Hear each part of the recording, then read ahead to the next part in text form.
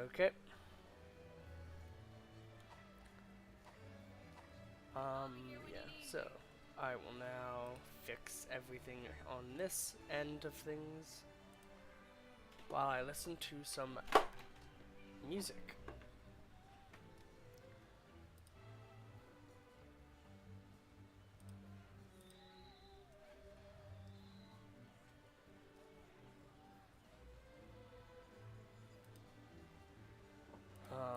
Tags will be like Monster Hunter,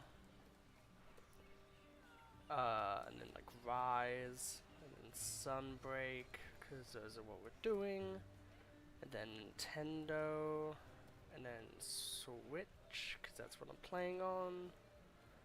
We got live stream. What else are we doing?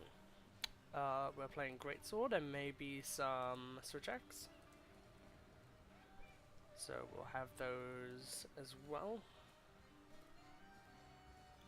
Yeah, that should be it. Game title is Monster Hunter Rise. Sunbreak.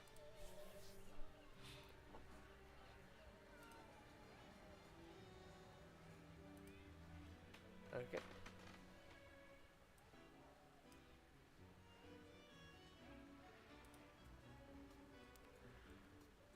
We'll put it on a playlist. There we go. Okay, so previously where we left off, we were playing game, and now we are playing game. There's not too much to say. Our anomaly has been going ham, as you can see. So we now have above a level 100s, which is neat, but it also doesn't actually give us anything because like here, Dire Blood is actually pretty useful. However, we have to battle an Espinas, a Flaming Espinas, Anomaly Espinas, and an Apex Arzuros, which are both kind of annoying. Like, Apex Arzuros is probably not that annoying, but like, definitely the Espinas is. But that would give us the Dire Blood, and the main thing that I want to focus on right now is, the weapon crafting of this one, essentially. And as you can see, Dire Claw, Hardhorn. So this is Dire Dragon. So this is a bit different, obviously. So none of that is affected really. Is anything actually? I swear there was some shit there was, but I guess maybe not. Yeah, okay. Best gear possible. Best believe I'm gonna put my heart and soul into it too.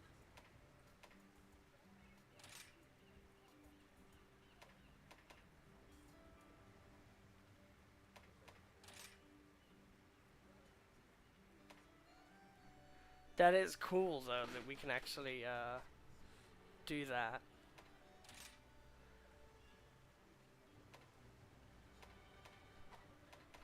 What is adding an anomaly slot really doing for this one? I think maybe what we do today is we figure out a build.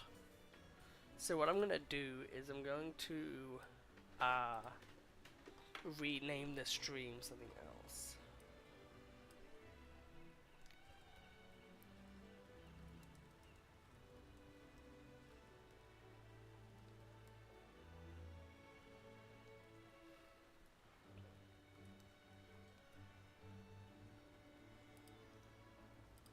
Yeah, okay. There we go. New title of video. I'll switch song to different song. We'll turn it down a bit so then it doesn't blast in my ear and I'm unable to focus on other things. But yeah, so the main thing we're going to be focusing on today is this. We're going to be making this as good as possible, essentially. So this is the same. This is the same blockage that we have before. So it has 300 base attack and 74. The main thing about this weapon is that its affinity is so high. naturally.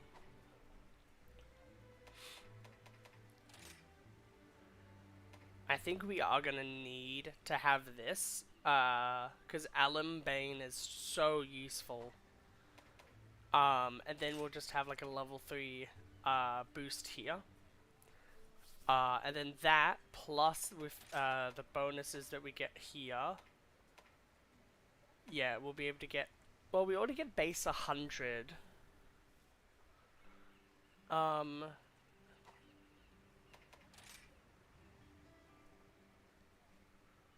We could actually do this if we wanted to, because that means that literally it's this weakness exploit, boom.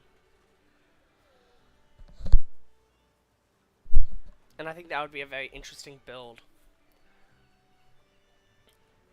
When the cheeky little DVD logo hit the corner of my TV. And then yeah, we just go for like this. I think we could do that, and that could actually be very genuinely good. Like, Element is like good as well, but I think with the ability to have like base 100 is already okay. The sharpness also is pretty okay. We have a bit of purple, not the most amount of purple, but like still an okay amount. But the fact as well that we're going to be naturally always doing a lot of damage is good. So we need hide plus. So we'll see what gives that. And then we'll play along.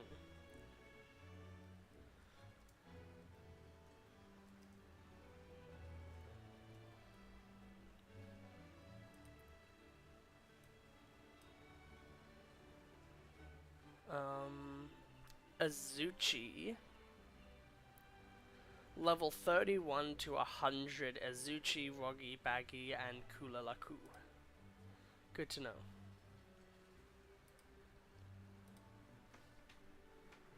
Okay. And then, anomaly shit-wise, we need Dragon Blood. Okay. But first, we can do the hide. Now then, armor-wise, we also need to figure this out as well. That would be really cool to have, like, something that has handicraft. But I doubt we're gonna really use it.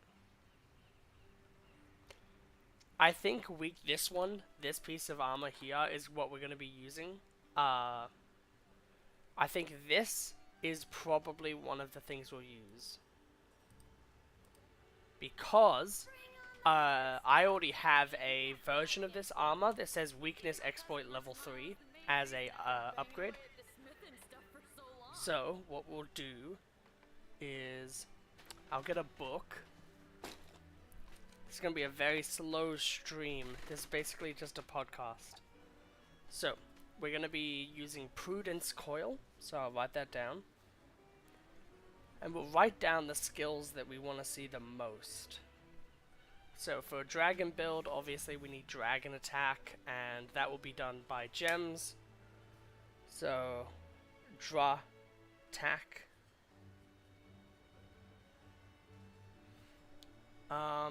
We have weakness exploit, and that's the main part of this armor set. This piece is that it will have 3 levels of weakness. So weakness. And without weapon, that means we will have 100% crit naturally. I then think that this is probably the next best thing to get, the Primordial Greaves. Because as Part Breaker, and Part Breaker means weakness exploit happens way more. It also has critical boost, which means that the 100% criticals that we'll be doing is also 30% stronger. So I like how these two are so fucking good together. So Primordial Greaves, my one that I have has a level 2 slot as well, I think. So that has Part Breaker. What other skills are massively rewarded? Um,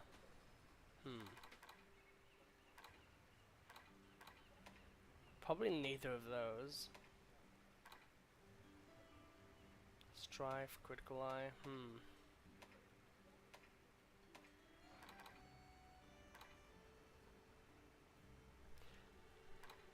I don't think there's many armor sets that have Dragon Attack that will be actually useful at all.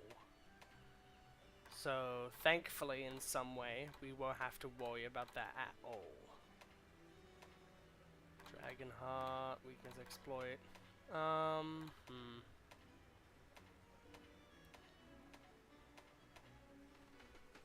I already have Weakness Exploit level 3, so this isn't worth it. We don't need Critical Eye. It would be funny to have a weapon that naturally has like 100% crit.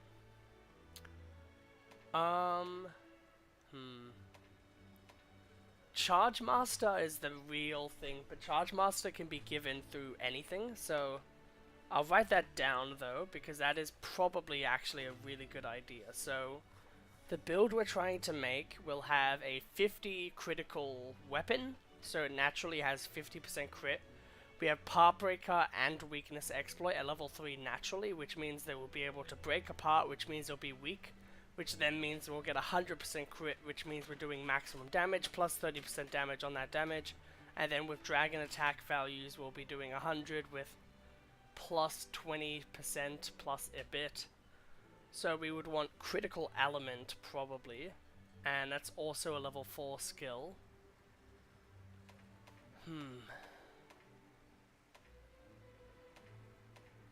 Okay. We have Alumbane on our weapon, so we'll be doing more damage.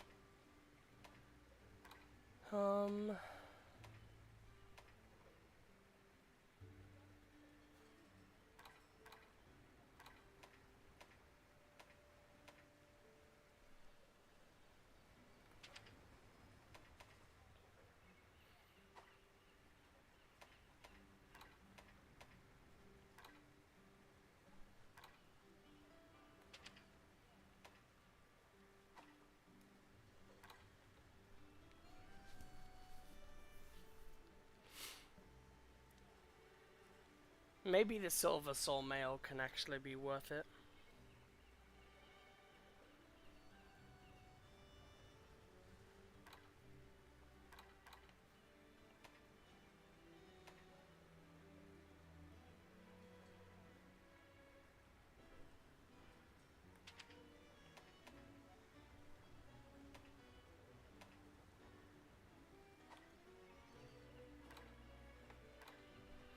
I mean, with this piece, we could actually get Charge Master to level 3.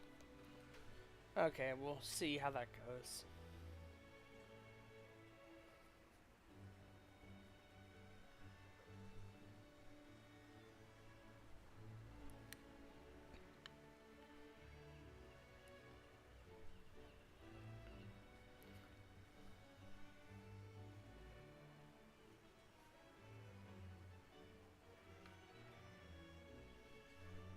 So this will give us level 3 Charge Master, and as well we could actually get a upgraded slot.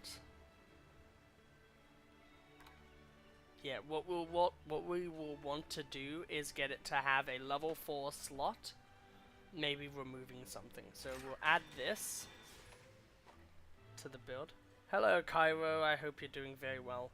Currently, I'm trying to figure out a build.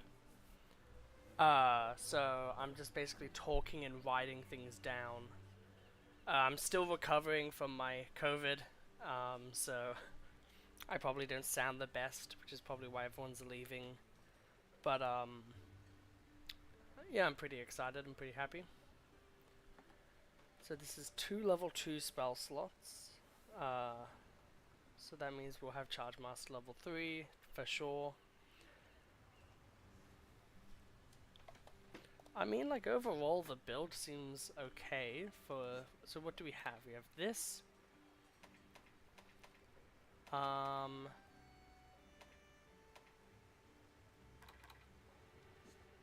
We have these. We have this. So we need arms and we need headpiece.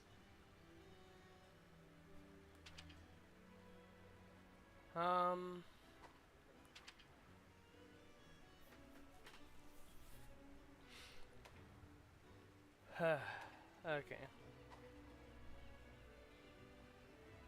Yeah, 'cause I'm fucking battered as all hell.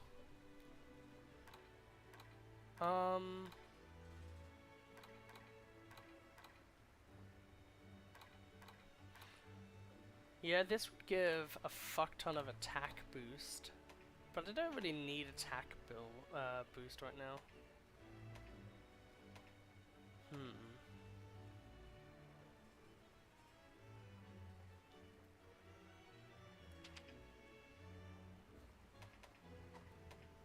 Resentment is funny.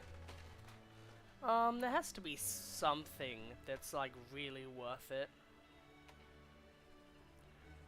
Maybe it is this. Because then it has the element exploit. What are the gem slots? It has a level 4, so we can get element exploit to level 3 if needed. But we would rather just get critical element to level 4, because then that does good shit. Okay, we'll add that to wish list.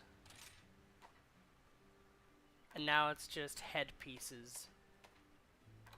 We could go for Nihilum, because it has element exploit.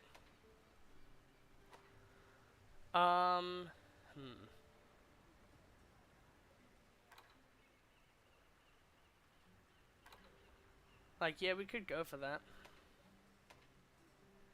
And with this, we could try to remove a critical eye to get a better skill, too, actually.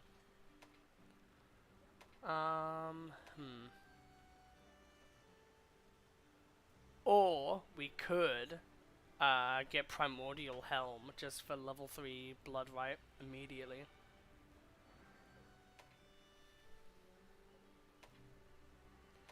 Yeah, this game is very annoying because there's so much random bullshit you have to think about at all times.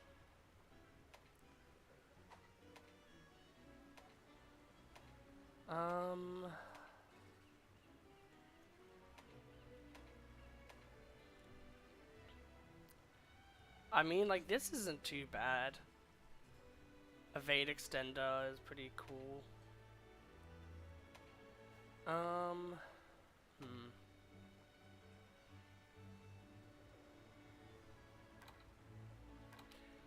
If we do this, critical element is at level 2, which means we don't have to do much. We just, like, put a level 2 on it. Critical boost goes to level 4.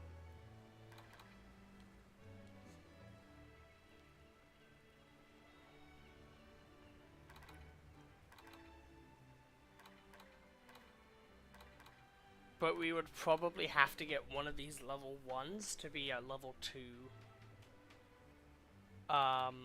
Just so then we can get other stuff done.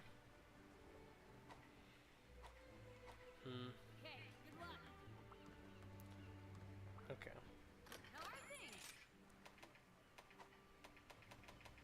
Armor crafting.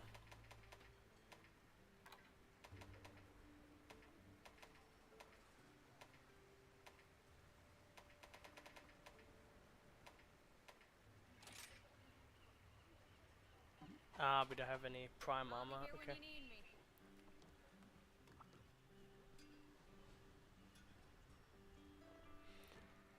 Yeah.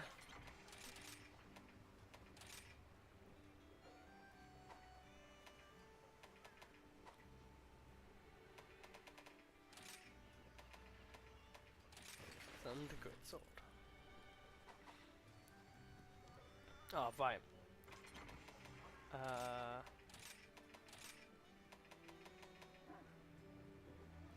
Which one do I want to wear? I have a few different outfits I can wear. I think Blood Huntress is cool. Because it's like Bloodborne. and everyone loves Bloodborne. Okay, what I will do is I will open up the lobby again.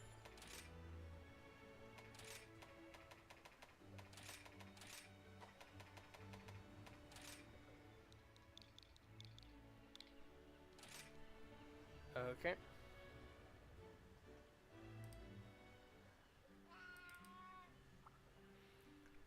And then what we will do is playlist, and we'll get this code updated,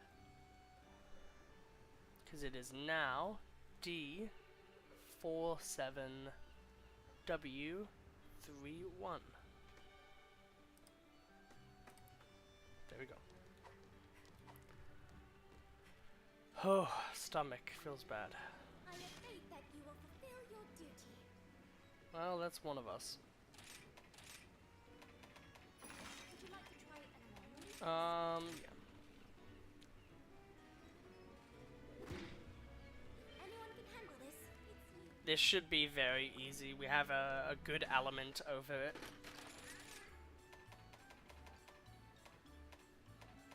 Yeah, so we'll run this, and then we'll run this.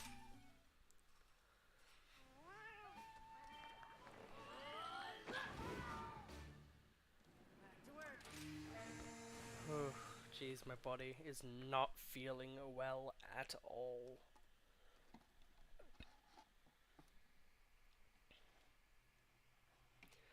But we gotta do something. You can't just sit around all day and do nothing. It's so boring when you don't do anything. This'll be easy. Okay, okay. Gonna have to get more shit, it would seem.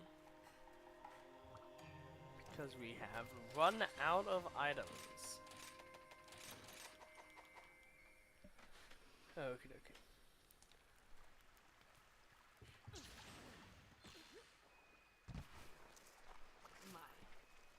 Yeah, it's nice. It's interesting that they chose Dango in this game, because previously you literally just ate actual food. Like, it would be like, you know, like some meat on the leg, on the bone rather, but you know, it's like leg meat or whatever. And then it would be like a bunch of vegetables with like a beer and like other shit like that, and it was like, okay, I could see that. But then in this game, they're like, how about some vegan Dango? It's like, oh, okay. Works too, I guess. We're wielding weapons that are like requiring more muscles than there are on Earth, but yeah, sure. Who needs some good, you know, actual like food? Not our hunters.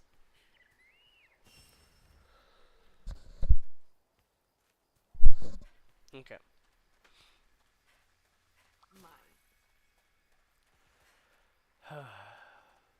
We'll pick up as many afflicted materials as possible, because as soon as we get this quest done, we'll want to do another quest, because we'll probably need to get more stuff. Yeah, no, yeah, the meals you used to eat were like fucking huge. Making progress. Like, probably like, cause of concern levels of big. Like, at least in Monster Hunter World, like, the food you'd eat would be, like, fucking huge. Like, more than, like, what you should probably eat.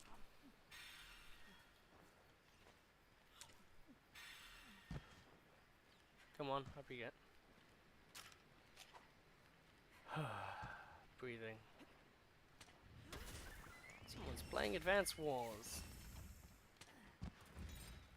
That happens a lot, because a lot of the people who I have on my friends list are people who play Advance Wars.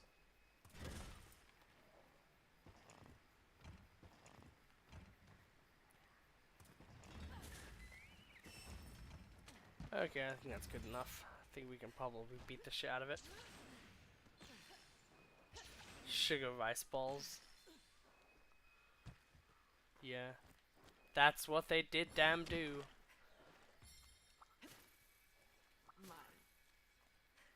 To be fair though, if Master Fugan came up to me and said, "Hey, Squirt, do you think that these Dongo aren't doing enough?"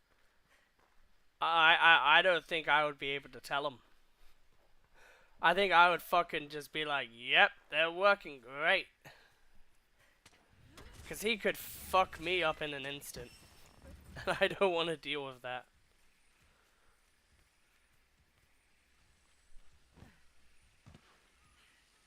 Where there he is.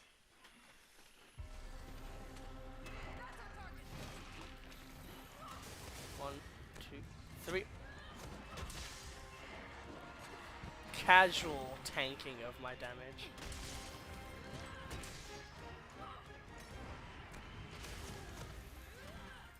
Okay, he went too far. That's fine. Oh, okay. Interesting.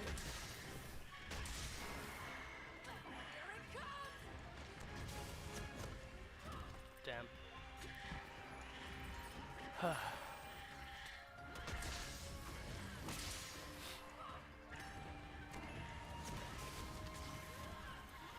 damn it. Every single time we attack, I die on that hill. Fair enough.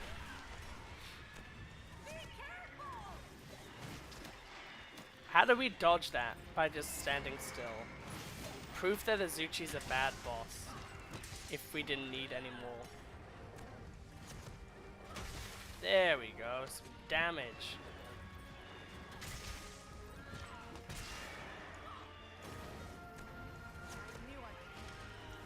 Damn, just not fast enough.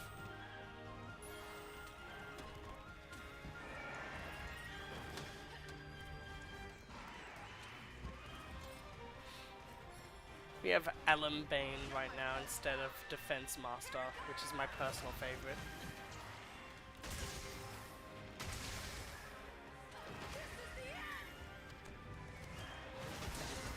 You know.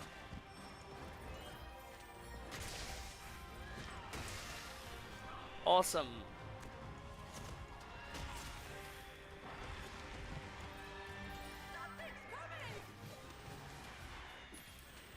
They always like regrow the fucking things like 50 times, I swear. That's just to feel bad.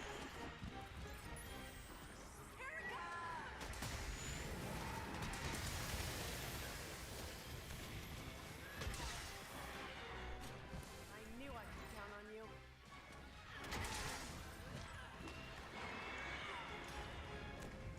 Oh, leaving. Okay. He left something over here, so we'll pick this up.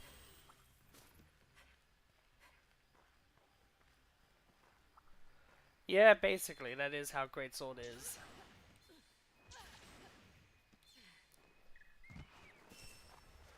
But sometimes you know that it won't work because of charge time.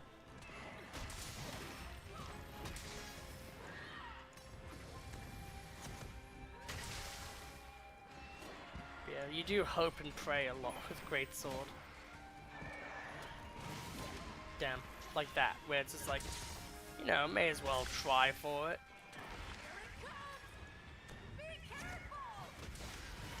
That was good. That was a very good trade.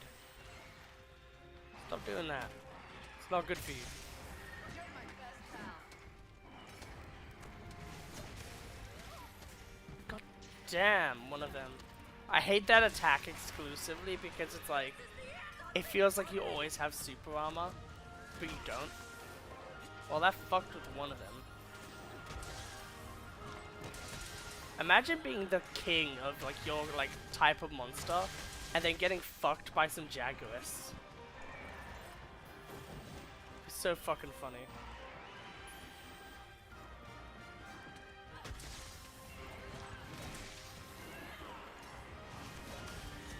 Oh, thank you. That is very good.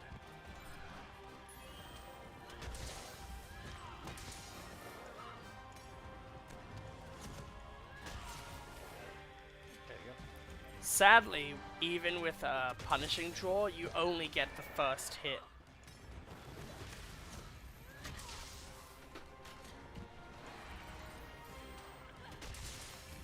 But like even being able to get that first hit as a critical hit is very fucking good.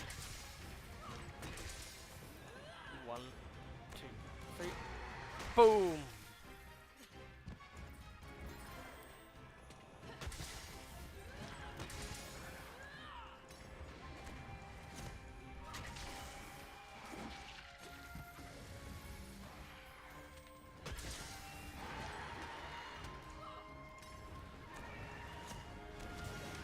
Damn. Don't know why I waited. I shouldn't have. That one I should have waited.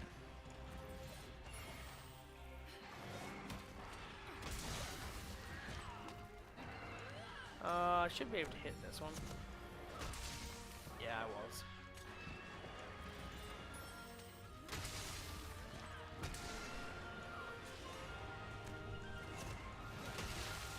Yeah, that too. Random Palico come up to you and is just like, hey, I'm gonna fucking kill you now. You're just like, you have to just sit there.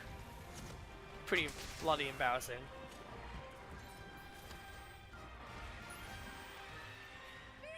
To be fair though, there's technically a Kululaku who could one-shot any monster, so that would probably be more embarrassing.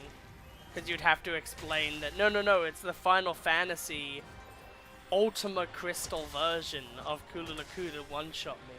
And they're like, yeah, sure, whatever the fuck that is. Like, that would be the most funny thing to have to discuss. Like, you're talking to, like, I don't know, like, Risen Elder Dragon Velstrax, and you're just like, no, I got one shot by God. Kululaku, that's our God.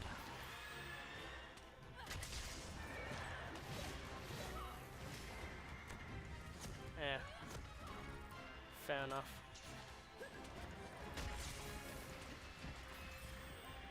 Aw, you weak in the face?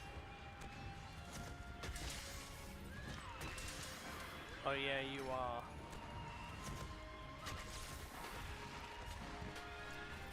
I really just want to fucking, get that dragon build.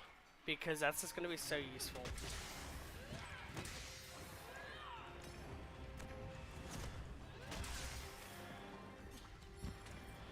Because at the moment the only build I'm using is this one, and although it's nice, it's electric and everything resists electric. Like the plague. Okay, we did not hit what we should have definitely hit. That's interesting.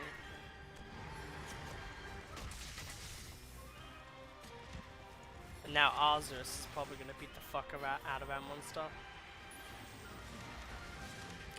Yep. That's what I thought.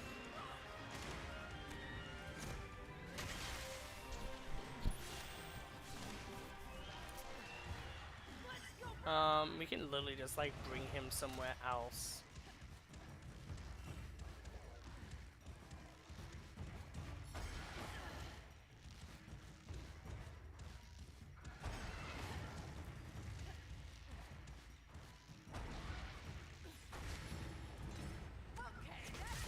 Yeah, there we go.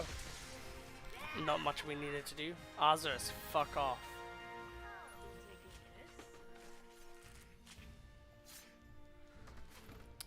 It's always the best feeling to like slam a monster a bunch of times and then just fucking get that. Yeah, hunting horn's pretty cool, but I'm not good at it, so I'm not good at weapons where you have to think. So I'm good at switch axe and I'm good at greatsword and bow, but everyone can be good at bow.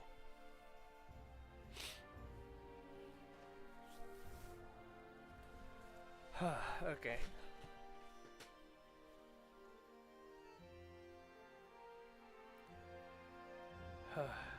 Let's get a drink going.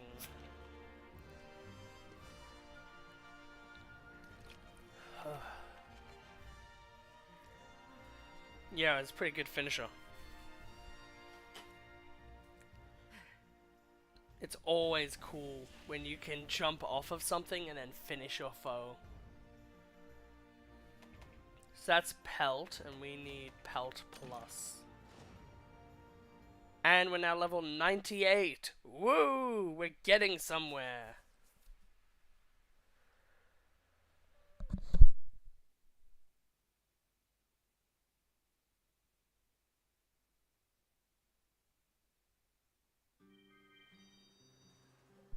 Okie dokie.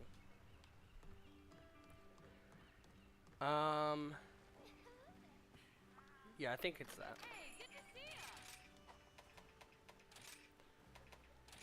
So the affinity is hide plus, yeah. So that's 31 to 100, I believe. I'll be here when you need me. Okay. Hello to you too. I need this and... I mean, that's really good. You get a max potion for free. Only level 9. Do I not have like a high level one? Oh, we have level 31 Kululaku, so I could just do that. Easily better than having to battle Azuchi 80 times to level him up. May as well.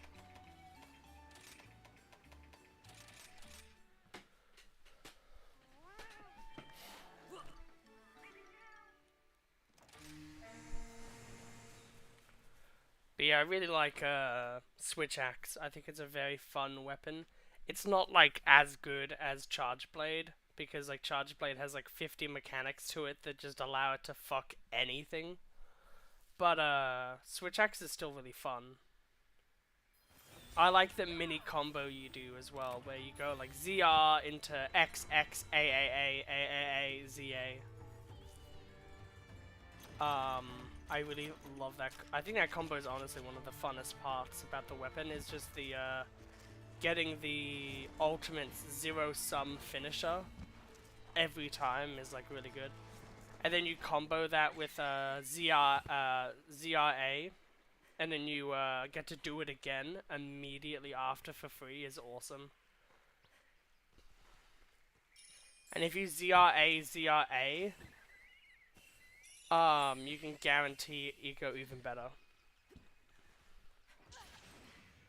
Okie dokie, hope the work goes well.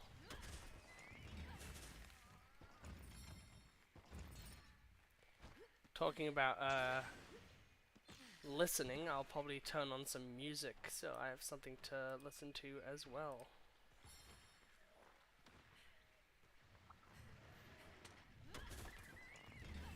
So I like listening to music a lot. This is a fucking cool little coup. Are the vials even important? Kind of. So the way that the files work is either you use if you use an element file, it means you're focusing on your element damage. Power files just mean that you do extra damage and you don't care about the element. And exhaustion files are just if you want to have a gimmicky fun, and the gimmicky fun is really fun. But doesn't work on all monsters. Like, exhaustion files are terrible against, like, Furious Rajang, because Furious Rajang is basically immune, to them.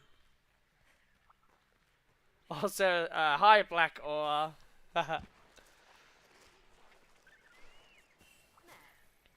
But yeah, I would say that the files are actually very important for Switch Axe, because it depends on what type of build you want to make.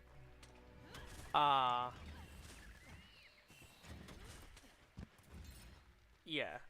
And builds in this game are like the #1 thing. Like, it's the entire point of the game, in my opinion, is being able to create and make your own builds that are super interesting and fun. Also, I should not be setting up so much on a inconsequential monster. God damn.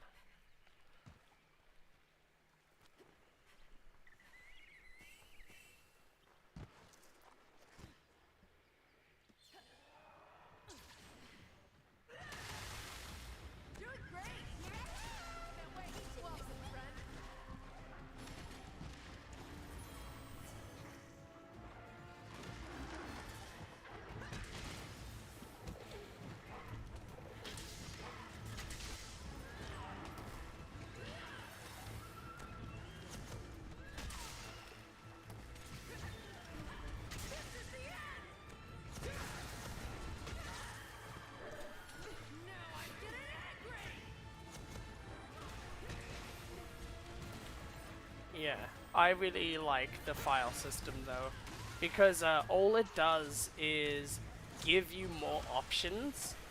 It can like be limiting depending on the scenario. There are scenarios where you're like, why does this weapon not have this file type? Like this weapon would be like way better if it had element instead of power, or whatever. But it just means that you have to like be more interesting with your weapons and your choices when you do use Switch Axe. And it means that, you know, you can focus on like, yeah, you do element, but that's not the main point of the build as well. It also means that when you are in your ultimate mode with your glowing weapon, that you do your bonus effect. So you either do damage based on your element, you do damage based on exhaustion, or you do just extra damage based on your damage of the weapon. Which obviously can be increased via skills like attack boost and stuff like that. So all of them have their kind of like draws, where you can use, you know, Stamina Thief and all of that stuff with the exhaustion files. Or you can just simply, you know, go for a simple build where it's just like, yep, I use good old element, and then I get element boost and Alambane and all the 50,000 skills that are about crits, and then you go absolutely fucking ham and win. It's a very interesting system. But yeah, it adds to the fun of being able to make crazy builds and stuff.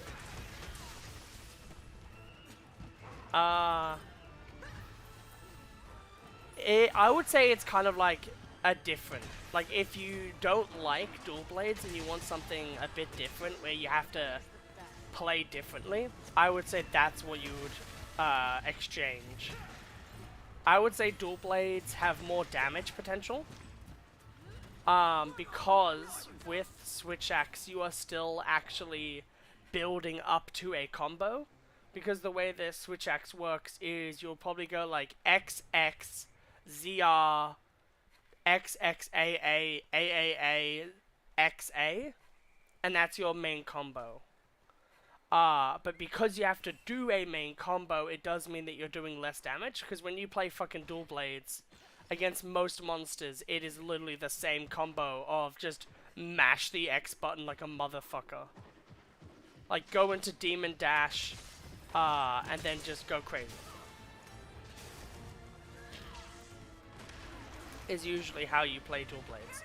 The only thinking that you do is with aerial dual blades, which is what you're going to be using anyway, is if you want to do vertical or if you want to do horizontal. That's the main difference, in my opinion, that you would be having. So yeah, like that's the main thing.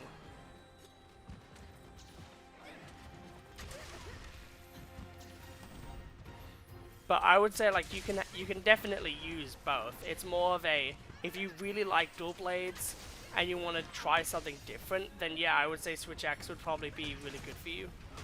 Because you can mash the A button once you have Zero Sum Finisher activated, and then you do a fuck ton of damage, like literally insane amount of damage. Because every single time you hit, you do an extra hit. And you do 2 hits per A press. So as long as like the monster's on the ground or something, you're basically doing like 300 damage in A press, which is pretty good in my opinion.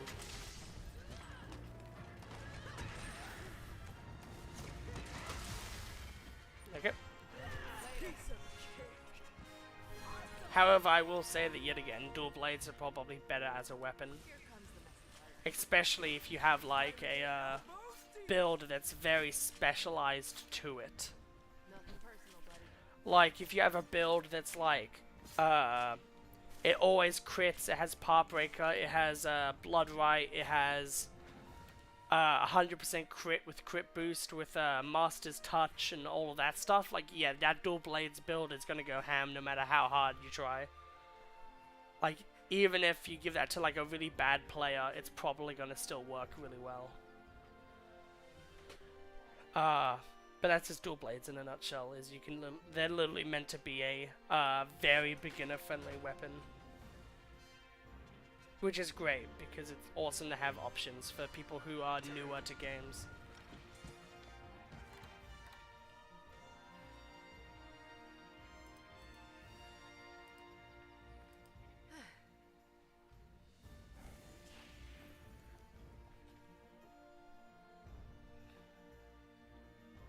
Hey, Fey Wyvern.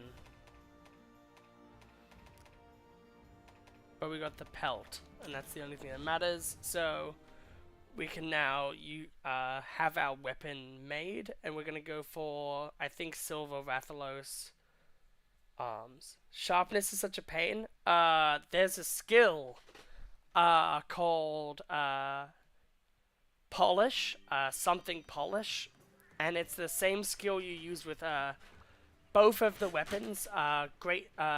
Switch Axe and Dual Blades have this issue, but there's a skill, Protective Polish, and that's what you use.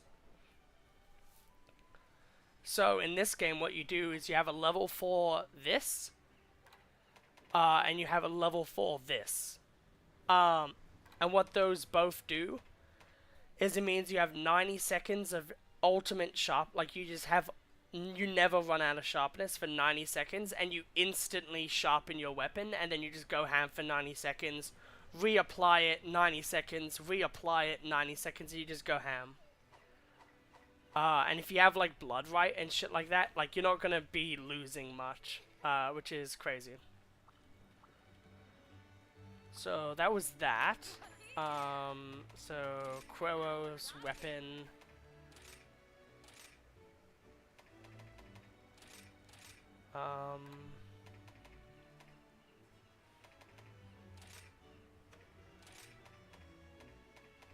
We'll do like one of these. So now we have 50 of that, which is awesome. Dragon Blood. I really don't understand what Dragon Blood is dropped by. However, if we go to Forging of Armor,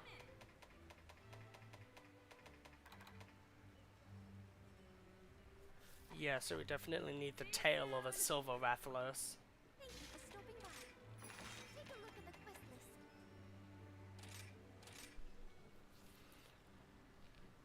But yeah, you use Protective Polish in Switch Axe 2.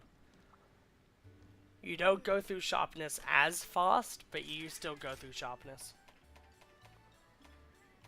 No, we need Dragon Res as number 1, then Fire Res, then Defender.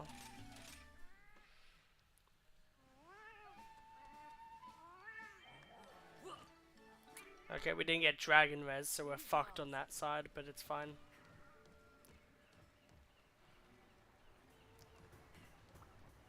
You're sure to find a bargain today.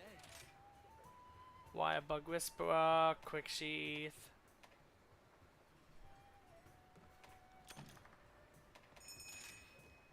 No, there's nothing really.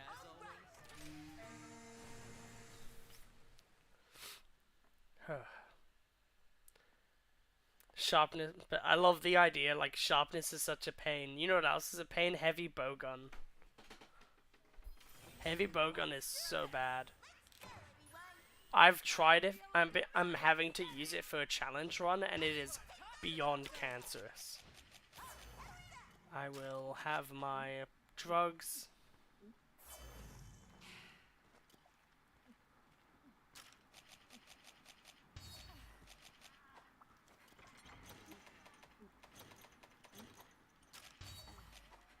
Let's go.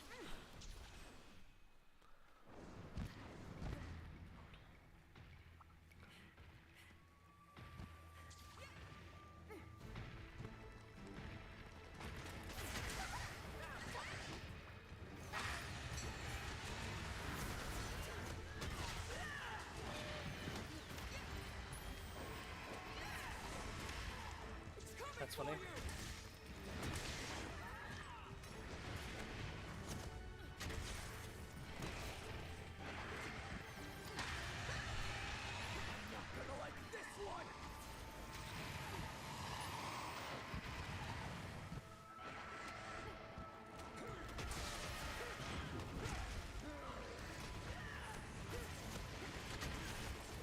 It's so weird battling a monster that isn't like giving you the afflicted thing. Yeah, like the thing about Monster Hunter is it's just about the build at the end of the day. Anything can be overcome if you think about the build enough. And that's what I love about it, is it's all about skill expression and knowledge.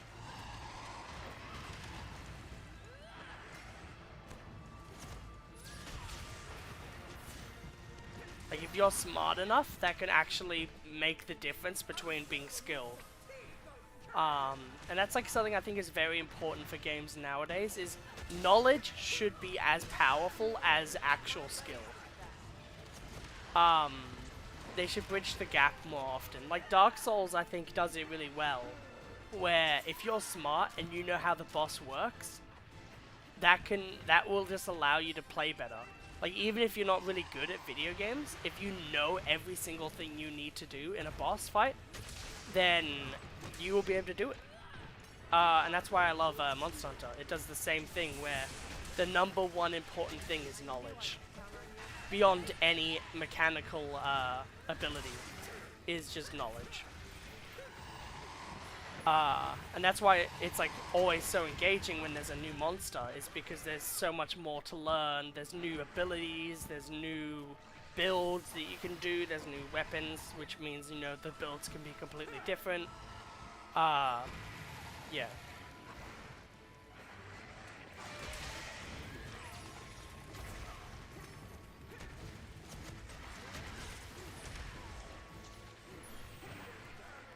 Good old Silver Rathalos.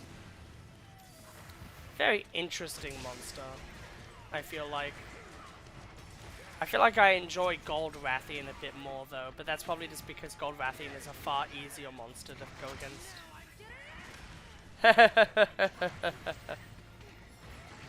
I got you now! Ah!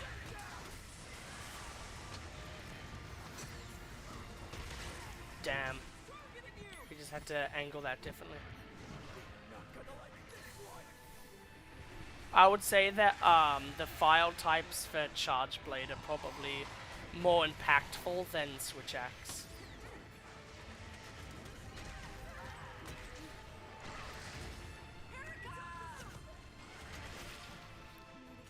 Yeah, resource management. If you bring a lot of items in, that will help you. That obviously is like something that will really turn the tide. Like having herbal medicine versus just antidotes. Yeah, as well. Yeah, that's very true. I've never challenge run a Resident Evil game though. I feel like that would be way too painful for me, honestly. I love Blue Flame so much, it's so cool. Oh, amazing. Chihiro at it again, apparently.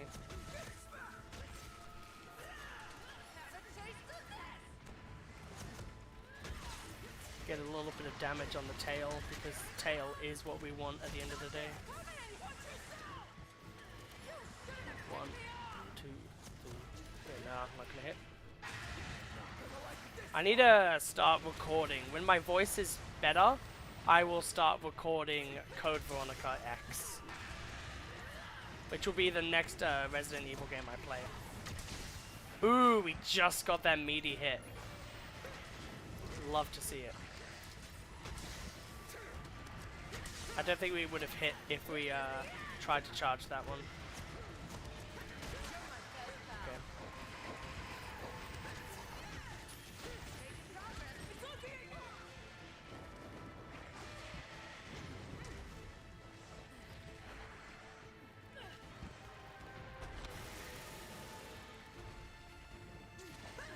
Get an extra free hit in.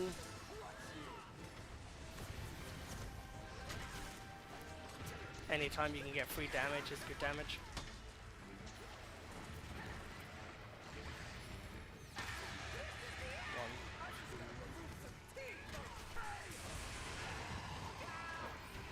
I do have Dead Space. I have bought Dead Space 1, the original, on my Steam account. Because I did want to play it before the new version came out.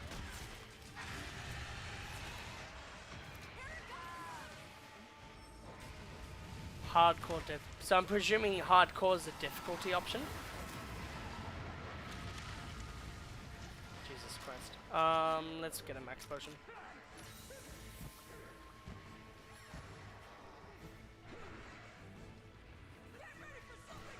I have to sign in to chat, to my own chat. That's hilarious.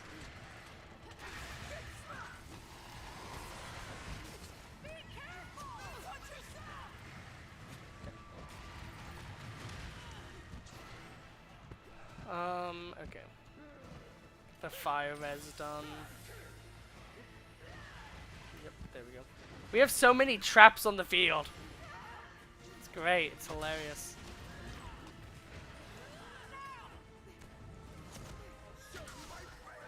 Awesome. If it's really good, I'll try to assign some time to it then. Would it be good as like a video, or would it be good as like as just a thing to enjoy? Because those are two very different things.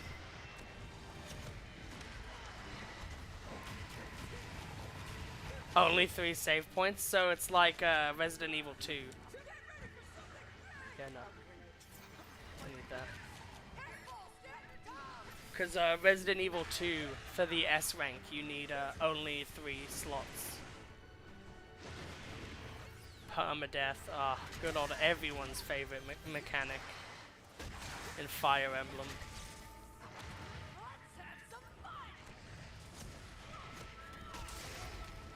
Awesome.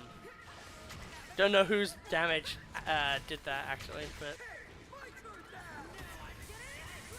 awesome. Thank you so much for providing them.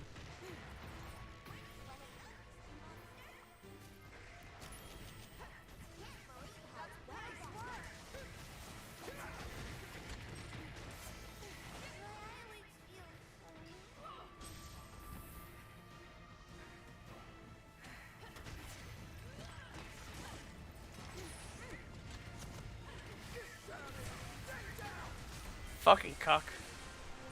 I had that ready. I made that happen and you stole it from me. God damn it. Like, I had that. Oh. So annoying. I had that literally planned perfectly. I saw the damn sleep toad and I was like, hey, I can actually use this. Rathalos Ruby, nice to see, I guess. Doesn't really do much for us, but nice to see.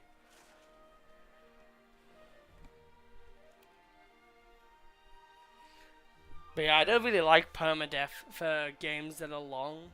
Like, if the game is only like 3 hours to beat, permadeath is like, who cares?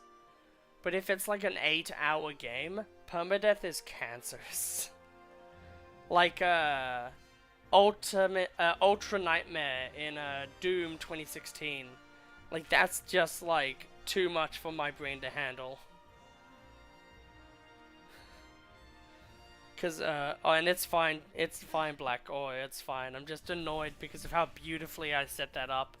But at the same time, you're also doing really well, so you getting something cool is, additionally cool as well.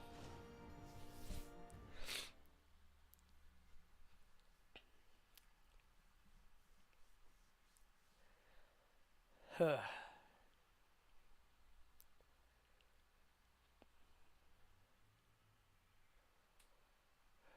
It feels so weird. Like, the way that this COVID works is it makes your temperature absolute shit, and then it makes you all vomity, and then it makes you cough so badly that you want to die. If anyone has ever played Zero Escape, it feels like Virtue's Last Reward. It feels like the Ice 9. No, not Ice 9. What is it called? There's like a... There's an infection in Zero Escape that causes you to commit suicide. That's what the new version of COVID feels like. It's not good.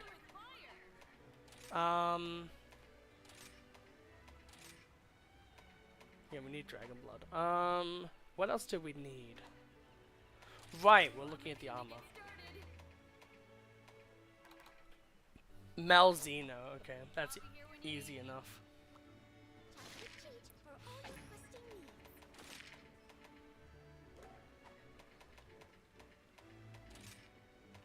I think Malzeno's a 6 or 5 star.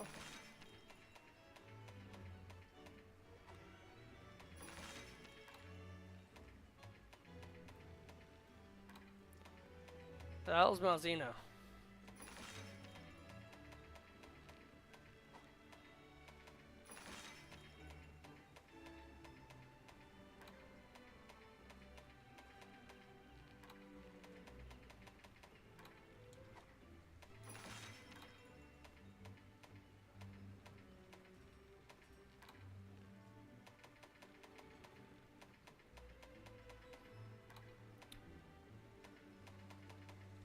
Where the fuck is it?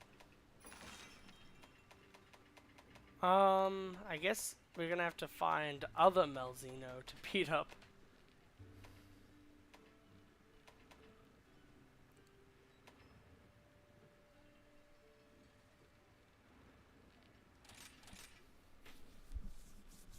I mean, this one seems fun.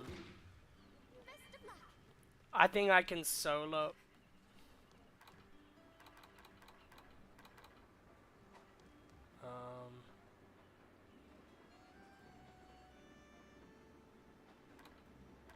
Probably works.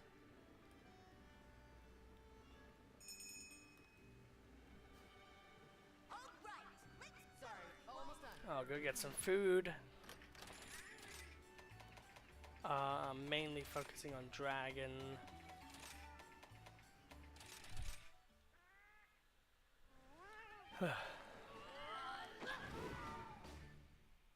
It's hard to enjoy video games when when they delete your save file as well. Because I'm all about like retrying things multiple times to get like the best version of it. That's why I like more like roguelike-y style games or grind games. Like Resident Evil Raid mode from Revelations and Revelations 2 is my favorite type of game mode. Because they do things really well, in my opinion. Where you level up your characters and there's like, you know, you buy things and stuff like that. Yeah. But I think it's a good thing. I think it ended how it needed to end. I think the best we could get for Zero Escape is an anime. And I think an anime would be really fucking cool. Because if you think about it, right, like, the series is kind of, like, very linear. Like, I know that, like, when you think about it, it's, like, literally the entire story of Zero Escape is multiple dimensional dimensions intertwining at certain states, so then they can create instances where characters exist in multiple timelines at a singular point, where they can do like the certain thing that they need to do to go back in time to be able to do something in a different timeline that then corresponds to another thing. But it's very linear when you think about it as a story narrative. So I think that could work really well for an anime. Hopefully, like, you know, it's drawn anime, but 3D anime could also work. Because, you know, 3D animation is what they use later in the series. But I think 100% it would be the raddest thing ever if we got, like, a Zero Escape anime that went from the first game to the third game. And just, like, really mellowed out a lot of things. And had it play kind of as if the player was actually playing the game. That's how they did the story. So, like, you know, you'd get, like, the submarine ending first, and then, like, the axe ending in 999, and then it would, like, you know, then eventually you get the right ending, or even if it's just, like, you get one of the bad endings, so you get, like, the submarine ending, and then, like episodes 1, 2, 3, or maybe like 1, 2, 3, 4 of the anime of the first game, and like episode 2 you get the sub ending, but then you go back in time and then you get like the yeah, Insomnium is a pretty good visual novel. I haven't played it, but I've seen a lot of good things about it. There's a game called Raging Loop, and Raging Loop is a visual novel, and it came out in 2015, and that's a really good game. I actually really highly recommend playing Raging Loop, because not only is the story excellently done, but they have the best New Game Plus any visual novel has ever had. Like, unironically, the New Game Plus in that game is awesome, and I would absolutely recommend playing that game. I'm gonna probably voice act it myself at some point soon, when I have the time to do, like, you know, talking.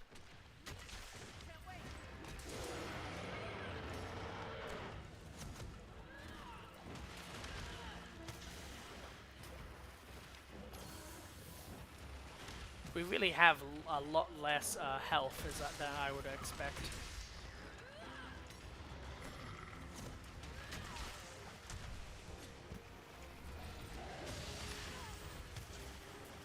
But what I want to see more than anything from the makers of both series is Danganronpa and, of course, Zero Escape. I want to see Distrust, the original version of Danganronpa, because that is the best idea for a visual novel ever. Multiple routes. You can be the killer in one of the routes. All that matters is you focusing on characters and character, like, you know, oh, well, this character hates this character, so if I want to have both of those characters on my side, I'm going to have to figure a way to make them both, not hate each other. And, you know, there's a lot of, like, awesome narrative things that you could easily do with a system that is all about, making people trust you. Because trust is, like, the most important thing in life, obviously. Because, like, if you have a bad friendship, it's probably because you don't trust each other at all. But, so for a visual novel to essentially say, okay, you're gonna have to make people like you and trust you, but those people, like, oh, I'm the ultimate idol. I don't like the ultimate fanfic writer because he's creepy and gross. You can't change him not to be creepy and gross, because if you look at him, he's creepy and gross. But what you can do is you can try to endear what traits he does have that she might like. So, oh, well, you know, he may be gross and filthy and fat, but, he works really hard. And he always, like, reads the source material. He always pays a lot of attention to everything. Like you do, because, you know, you're an idol, so idols obviously have to, you know, have a strict code and all these other things. And that's what you could do in the video game, is, you know, you would have to try to, like, micromanage a bunch of different social situations between a bunch of characters in order for them to like each other. So what you're essentially doing is you're making characters fuck in a video game, so then they like you, and they like each other, so they won't kill each other, so then you can get a better ending. And I think that's absolutely, 1, hilarious, and 2, awesome. But, Distrust is obviously a dead game, because, Danganronpa developers already have made Danganronpa. So it's very unlikely for them to be like, you know, we made this super successful video game, let's go make the original version. I myself wanted to make a version of Distrust, where essentially everyone has a weapon on them. So it's a death game, everyone has a weapon on them, and it kind of follows suit with the, because, like, think about it, right? Like, imagine how good a video game that has the characters of a a Zero Escape game, but with the gameplay of Danganronpa. That would be absolutely phenomenal. Because the trials and shit, when they actually are good, are amazing. And the characters in Zero Escape are phenomenal. So if you put those things together, you would have literally, like, so good. Yes, Distrust is an original version of Danganronpa, so it doesn't actually exist. You can, however, Weeby News, she's a Danganronpa player who does a lot of videos. She has a video on what it was originally meant to be.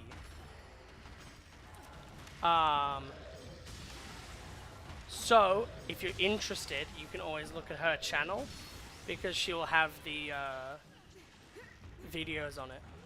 But there's a lot of shit to it that is really cool.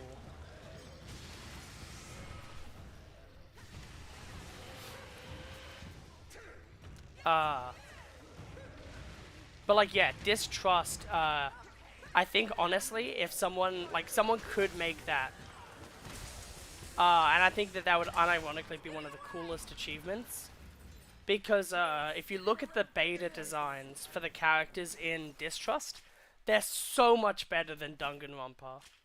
Like, Danganronpa is cool, like the character designs are nice, and I would literally cut my arm off to save Chihiro. But like, god damn, the original designs are so fucking rad. Like, Hifumi looks creepy as shit. Leon and Sayaka obviously look the same. But like, characters like fucking the Ultimate Clairvoyant, he looks actually cool. Like, legitimately cool in fucking Distrust. And Asahina looks so much better. I like how Rajang is just sitting here just like, man, can't believe I'm doing this shit for the 4th time today. God damn it! But yeah, that's why my Palico is called Chihiro, because I love Chihiro. But I can make video games literally in 2 seconds. So if there's anyone who wants a video game, like they're like a programmer and they're like, oh, I need a video game, give me 5 seconds and I can make you a video game idea. That's literally like my #1 thing, is I'm really good at making ideas. Yeah, there's probably a song of it. They usually do little Easter eggs like that in visual novels. Especially something like Danganronpa, where there's like literally like, you know, beta mode and then there's like a normal mode. You're my best pal.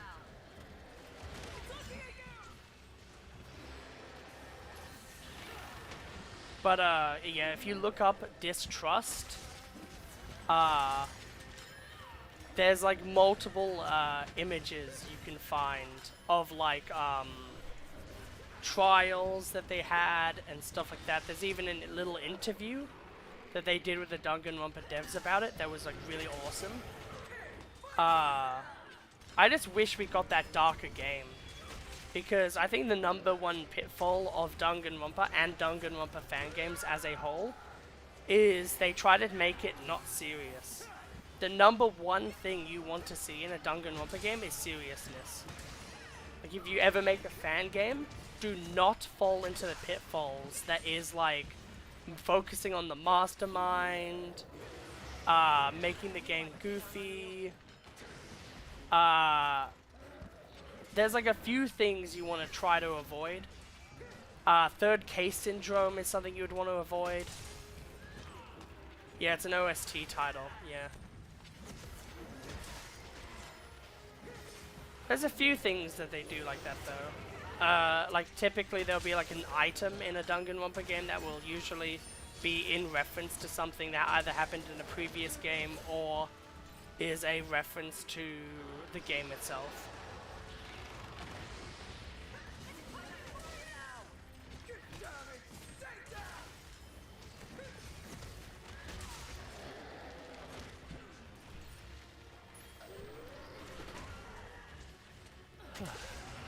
But yeah, Raging Loop is definitely a good game. Yeah. They make it feel very like, oh no, we're in it again. When what you really want to do is make it feel like, oh shit, we're fucked. Like, the difference between playing Danganronpa 1 and Danganronpa 2 is, like, the saddest thing ever. Because when you play the first game, it's like, okay, like, this is, like, a really bad situation. I don't understand anything at all. And I don't know even if our main character is safe. Well, yeah, but you know what I mean. Like, as a story goes, it's meant to feel like there's character stakes. And that, like, literally anything could happen. And that's what I liked about Distrust, is literally anything could happen. Because there's, like, at least 18 different routes. 18 different routes. You could be locked into a bad route and you don't even know. And that's what the beauty of that visual novel Distrust is that you could be in bad end number 5 and you don't even know. And it's just like 999. Because in 999, if you choose like door number 5 and then no, I think it's door number 4 is the first option you would normally go down. If you choose door number 4, almost every single door you go down is going to be death, and you don't know it, but you already have killed yourself because of how the game is structured. And I love that because it automatically means that you get to play more of the game, you get to understand how the systems work. And it sets in stone the idea that things will be fucked and you will not be able to prevent them no matter how hard you try.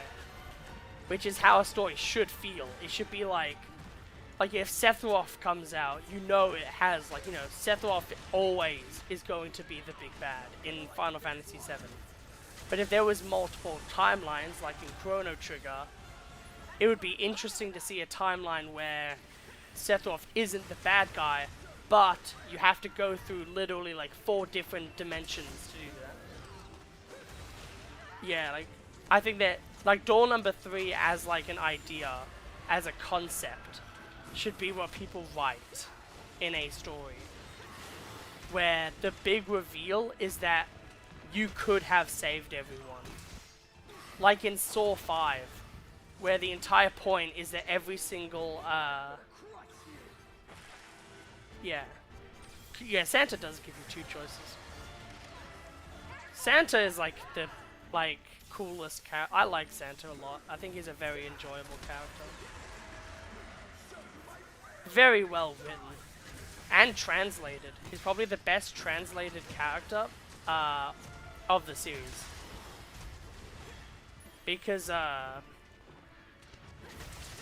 he doesn't actually technically swear in Japanese.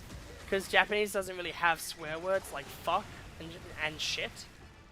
It kind of has shit, but it doesn't have fuck. Yeah. So, like, the things you have to do for a good story is, well, visual novel story, is you have 2 choices in front of you.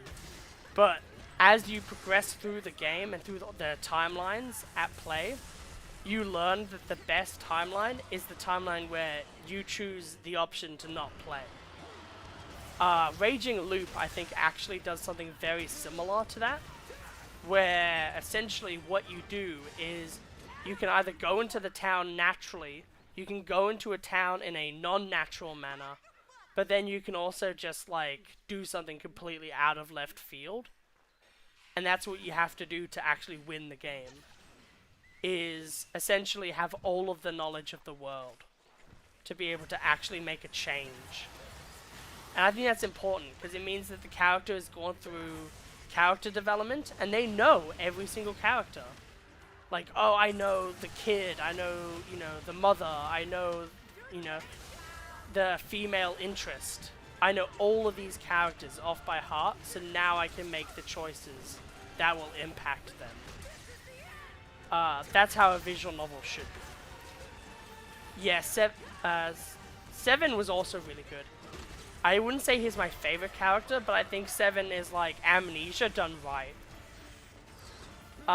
Because there's no moment where you hate him for being Amnesiac. And the entire time you kind of just like, oh man, Seven has more information, that's fucking rad. What does he have to say? Like, you always want to listen to him, which is a good, like, it's a good showing of a character when you actually want to listen to the character who, you know, has the trope that everyone hates. Also, goddamn, we're absolutely wrecking house. I would say personally, some of my favorite characters in Zero Escape, 999. That's a hard actually. I would say Santa would be one of my favorites. I guess 7 has to be one of them, right? I would say June or Akane also is just amazing. But I think Akane as like a series long. Like throughout the series, I think Akane goes through a lot of character development and has a lot of good growth. And gets to learn a lot. And I think Junpei and Akane is actually such a sweet pairing. And I think that's the way I would want the anime to end. Is in the timeline where they're able to fix everything. And then it just shows Akane and Junpei married, looking out on a field at an old age. I think that would be literally the most beautiful ending they could do for an anime. It's just both of them old age, married for years, living on a farm, just overlooking something and just having, like, you know, a beautiful life. That would be the best ending ever. And that they could do that through an anime. Yeah. Yeah, that's true. 7 was actually really interesting if you think about it from a writing standpoint, because no matter what they did with his backstory, it would work. Because his backstory being based around what happened previously is really good.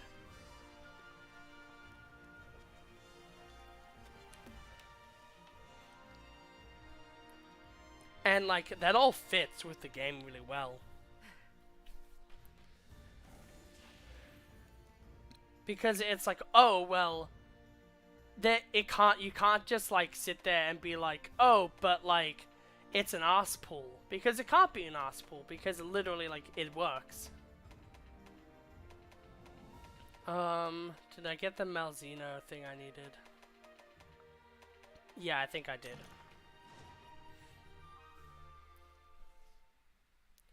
I think the one thing that kind of sucks is that the 9th man never got anything.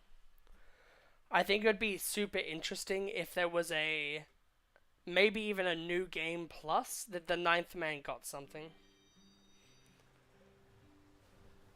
That could also be cool, yeah. But I think that they would want to slightly do it in a more chronologically based order. But they definitely could. And that is cool, that they could do it in literally any order. Actually, that's similar to Haruhi Suzumiya. Haruhi Suzumiya actually has a order in which you watch the episodes for it to make sense. So actually, yeah, you could do that. And if you wanted to go a little bit further, what you could actually do is have the episodes be not like shown in a random order, is you could have them be spliced. So every episode is 30 minutes long, and every episode is a 10-minute splice of each timeline. So what you have to do is you have to literally splice them so then they can be running in the correct timeline. That could be very fun and interesting. And then obviously if you buy the anime, if you buy it physically, yeah. I feel like they could have done something with them, you know? Like 9th man, like, it would have been interesting to see someone who, like, obviously is, like, evil. But But like at the end of the day, he just wanted out.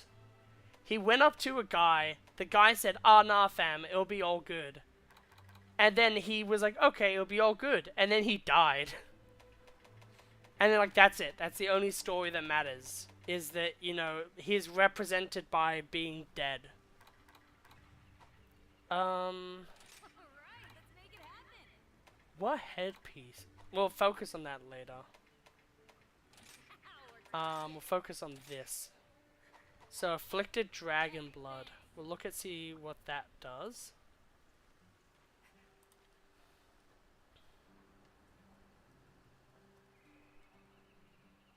Yeah, like, DVD, yeah. Like, if you buy the DVD, it has a option to watch it in the correct order. I think that would be really cool. Or, you could watch it in the way that it's, like, shown. Where you're like, okay, so episode 1, the second part of episode 1 is actually after episode 8, kind of thing. It would be really fun to, like, you know, have like a whiteboard and do all of that shit. Ah, Chitranodon, and it is level 31 to 100. Thank you for stopping by. I pray that this calamity may soon come to an end. Also Dynamo Hermitar. Yeah, Chitranodon is easier.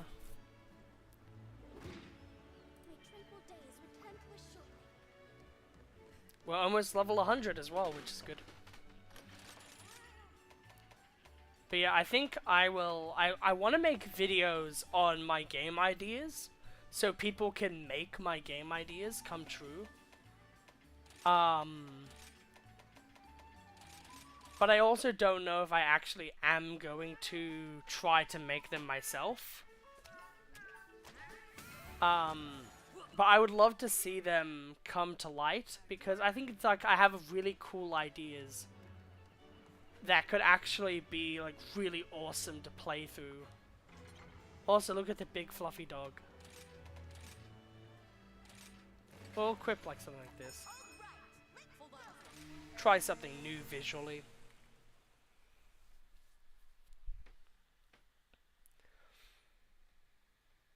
I want to see more Zero Escape. I think Zero Escape is like one of the best visual novel series. And I'm just really happy that we got the third game. Because the third game really helps understand the full thing. I will say though that you could definitely say that all we needed was the first 2 games. But the third game I think really is important.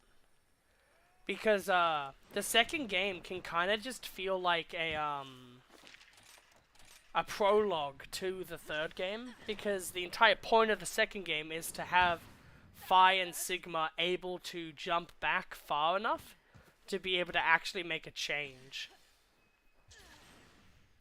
So it would seem a bit silly.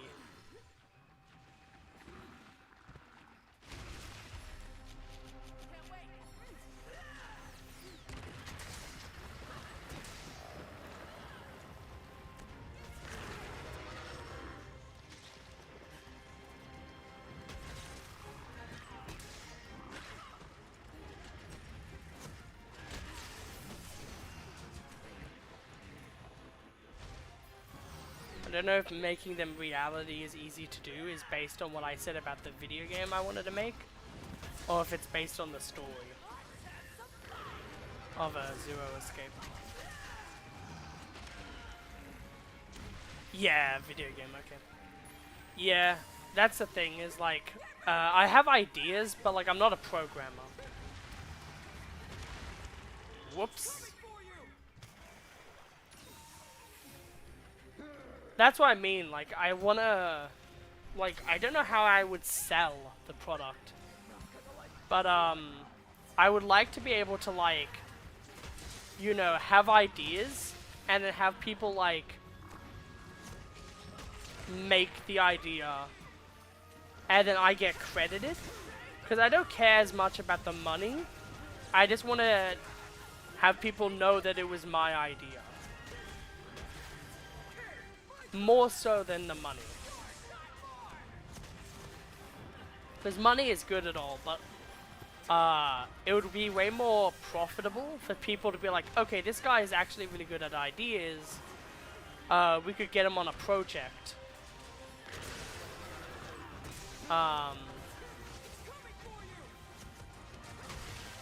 Yeah. But it would be hard. I mean, at the end of the day, I could make a visual novel with the 58 permutation system. And then that alone would probably be able to really help Catapult.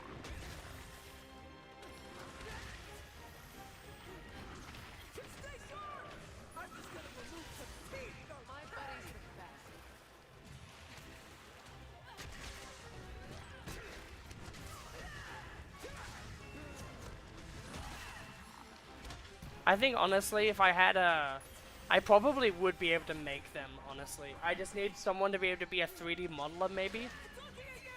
And then I could probably make those games in Unreal Engine 5 or 4.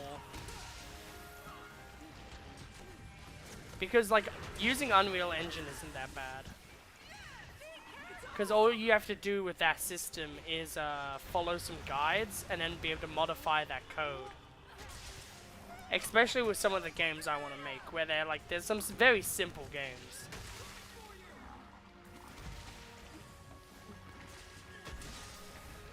Like, some of them are just simple puzzle games.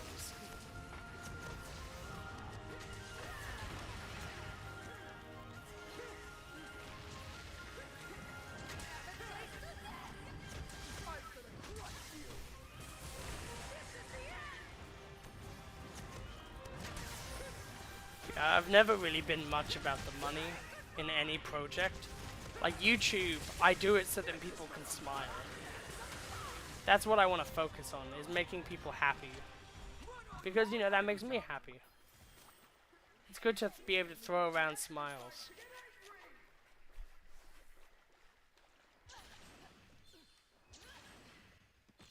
But yeah, I really am unsure of how you would even sell a idea.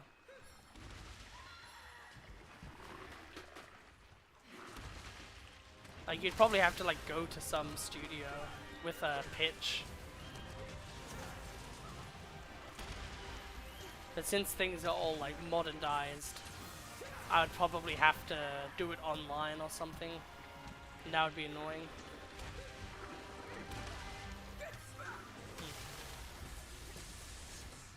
Interesting.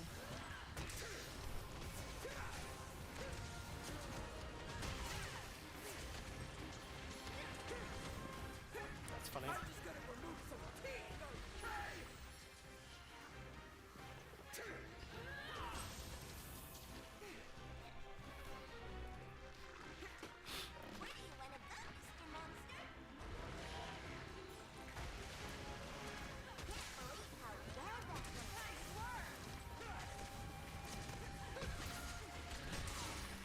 Hiccup.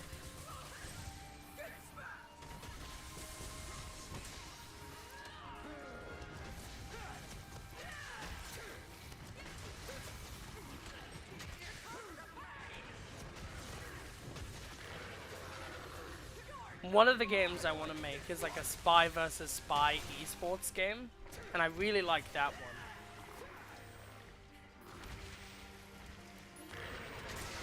Honestly, I feel like that should have been a thing ages ago, though. Honestly, speaking.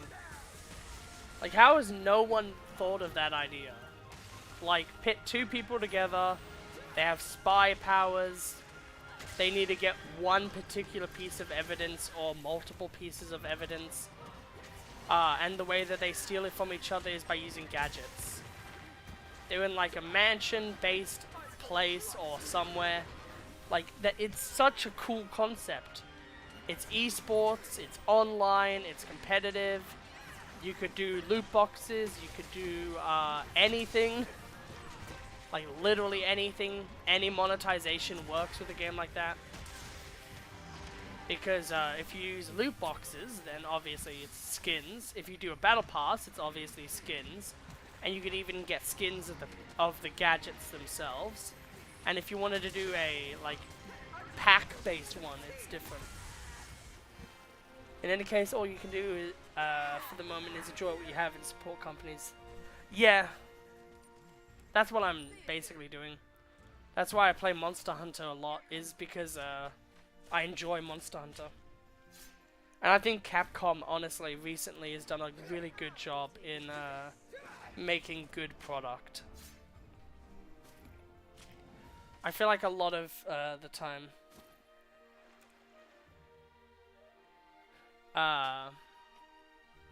they make good shit. I feel like it would be an indie studio. Also, look how gross this is.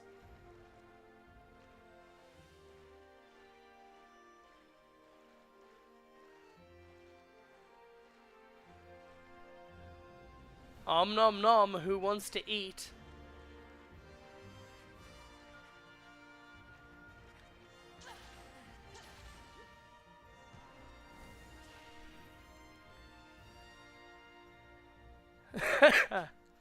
Nah, I'm not really into the NFT craze.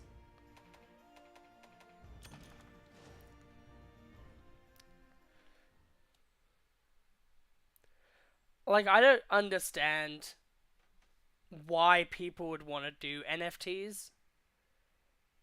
Because you can just have it not be an NFT and it would sell better. See ya, Black Oa. I hope you have a nice day. I'm now level 100, so I can now start doing seething, whatever its name is, Scorned. So I hope you have a good day. Good old Black Oa. Yeah.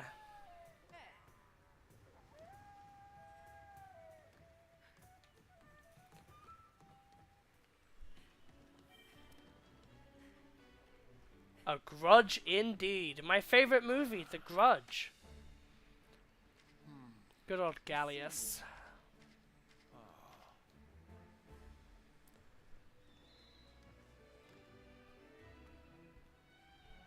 Oh, it's pretty easy to make me laugh, let's be honest.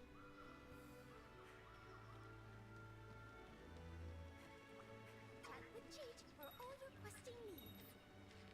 There's a special quest for you. Hunt a Scorned Magnamalo. We'll do a join request. May as well. Take care.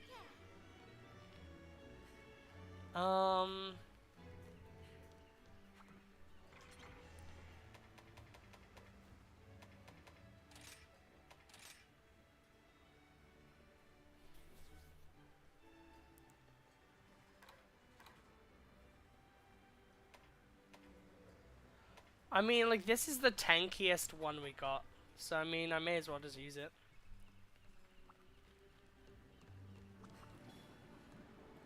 May as well.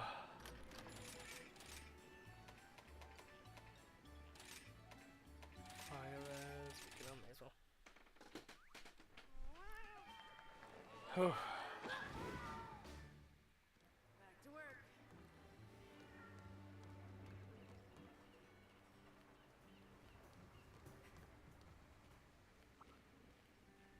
Yep. I had to think for like 3 seconds on what I needed to do.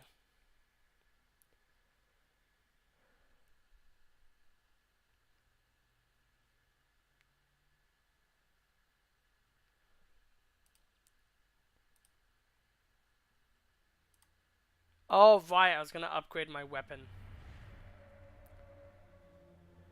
Ooh. Hear me, O flames of those devoured. Restless spirits doomed to serve a creature of malice. Your will is connected, no matter how faint. And though you are destined to fail before long, I implore you, before making your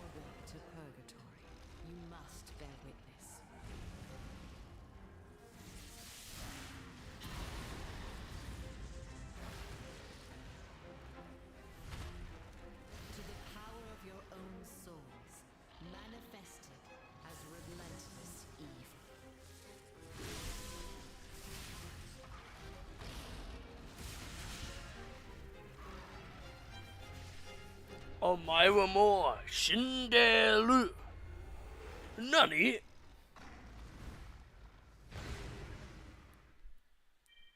That was what that was. I think I might change my outfit actually to be something a little bit more fitting.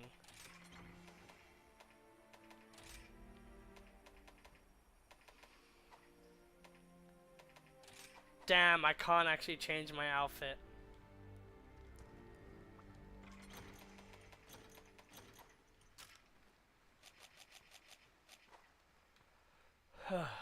Breathing.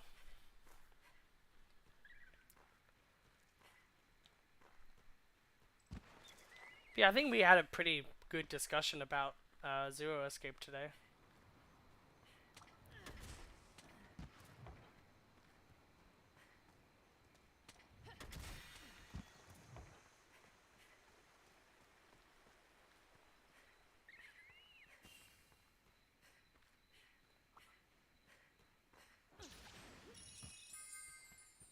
Making progress. Okay.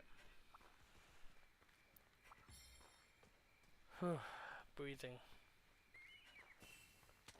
It sucks because like my ears are like feeling as if they're like permanently like clogged or like closed because of the illness.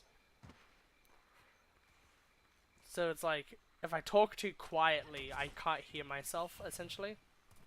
It's weird.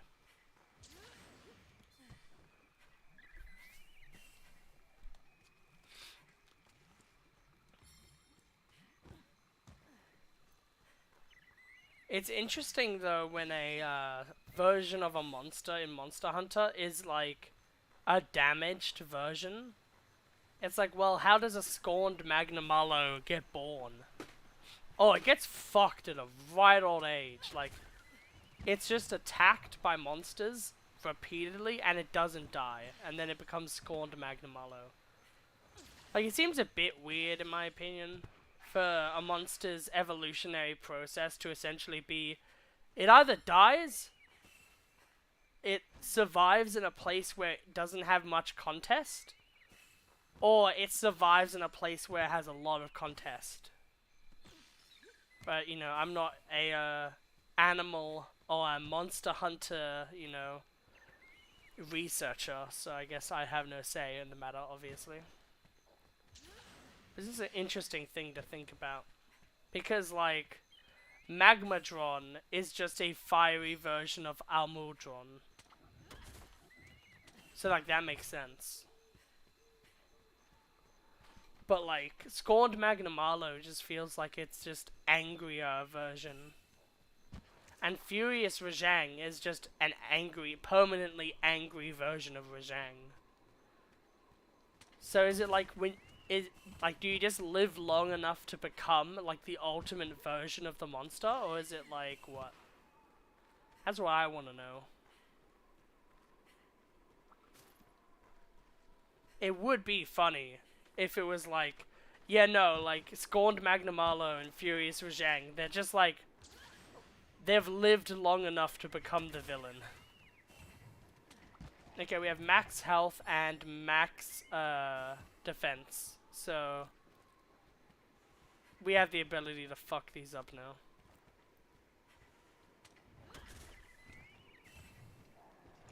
But we'll try to get a bit more damage going. Okay, so that's stamina done. That's really good.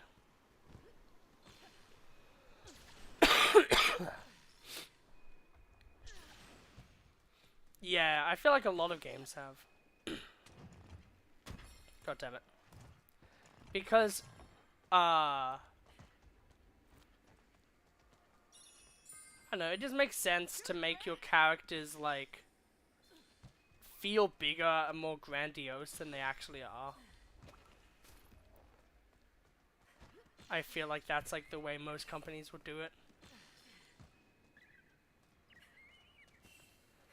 Like, you know, if they make their characters, like, you know, Pokemon, oh, yeah, this is just, like, the be-all, end-all version of this Pokemon. But Pokemon has been bankrupt for years, so, I mean, like, is it really a surprise? Not really. Like, according to fans, like, Pokemon is legit just taking designs that people made for fan projects and making them real Pokemon. So I would say, like, you know, it's pretty obvious that Pokemon would do anything at this point.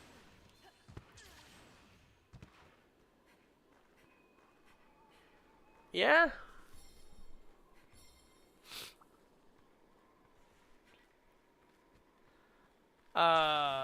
What about the Scarlet and Violet version of B-Sharp? Turning into just like a bigger version of B-Sharp.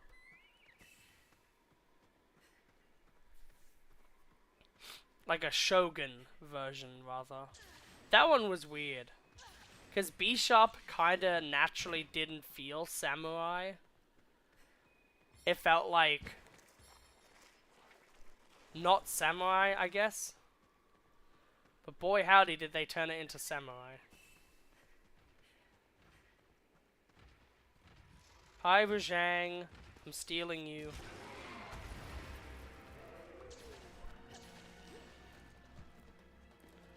I don't play Pokemon anymore. I honestly got like so disinterested with Sword and Shield. Like I played all of Sword and Shield. I got like the Pokedex done. And shit like that. Like I did like everything you could in Sword and Shield and did DLC, and then I was just like, yeah, no, this game's boring.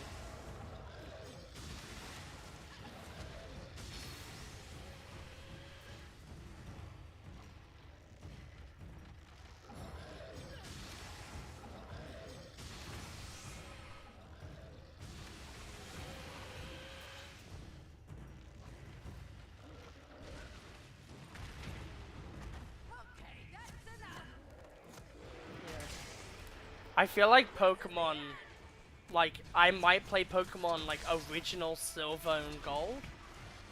And, like, original, like, I might play some, like, original Pokemon games. Also, this guy is gold as fuck.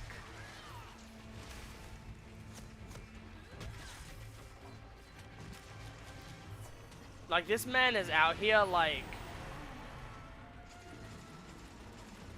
I don't even know. Captain Gold? Is Captain Gold a thing, or is that Yu-Gi-Oh! I'm thinking of? Probably Yu-Gi-Oh! Oh, it's Gold Booster, or Booster Gold. That's it. It's Booster Gold is the DC superhero I'm thinking of. I think so, at least. Booster Gold. Like Booster Gold sounds like a superhero.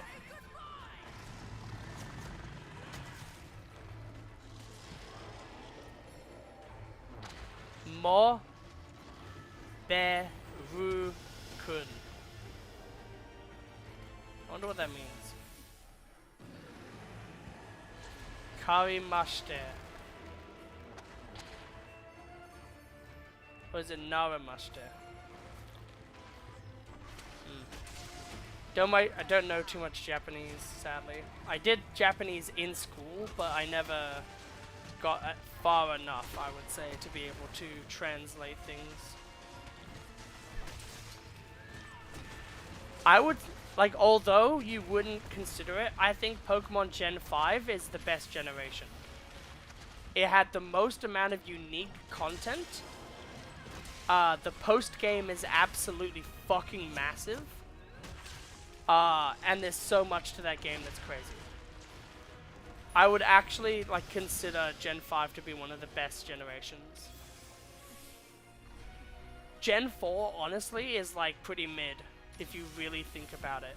The best Gen 4 has is a remake of Pokemon Generation 2. That's the best it gets. Gen 5 doesn't have any remakes, but it has an actual story that spans 2 different games. And whenever I've talked to people about, like, how Gen 5 actually has a story that's worth a damn, they're always like, it's not Final Fantasy, though. And it's like, well, fuck off. Nothing Pokemon has been anything Final Fantasy. At least one game in the series actually gives a damn about having a story. I personally don't think Gen 4 is that good. like Diamond and Pearl Gen 4. Like Platinum is probably like okay, but that's because they made like they added a bunch of Pokemon, so then there was actually fire Pokemon. Like, how do you fuck up not having fire Pokemon?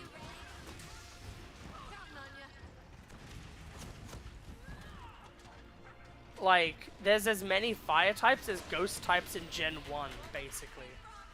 Like, it's pretty fucking sad.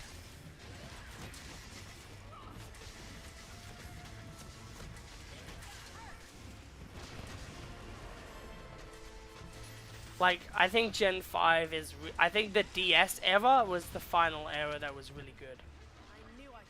Like, Sun and Moon are okay. Like, you can definitely play Sun and Moon and Ultra Sun and Moon and enjoy them. But they're not going to be as crazy good as, like, Gen 3 original or something. And Gen 6 is just very boring. I should do a tier list of Pokemon. It'd be a very interesting video, considering how jaded I am to the series.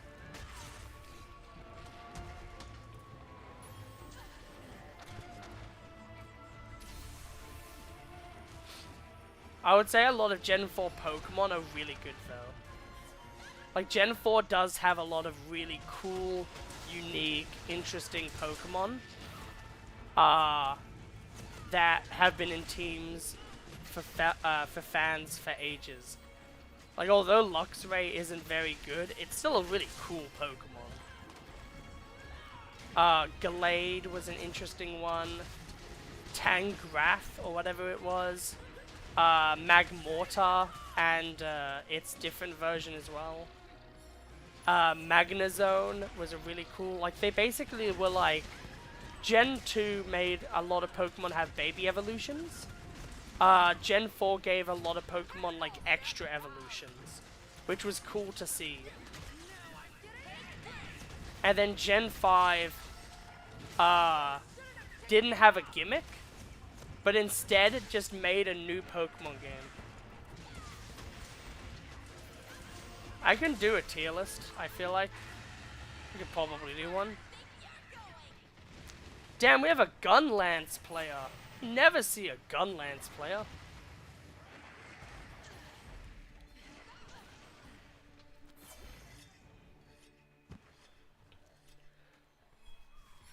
What would the tier list be?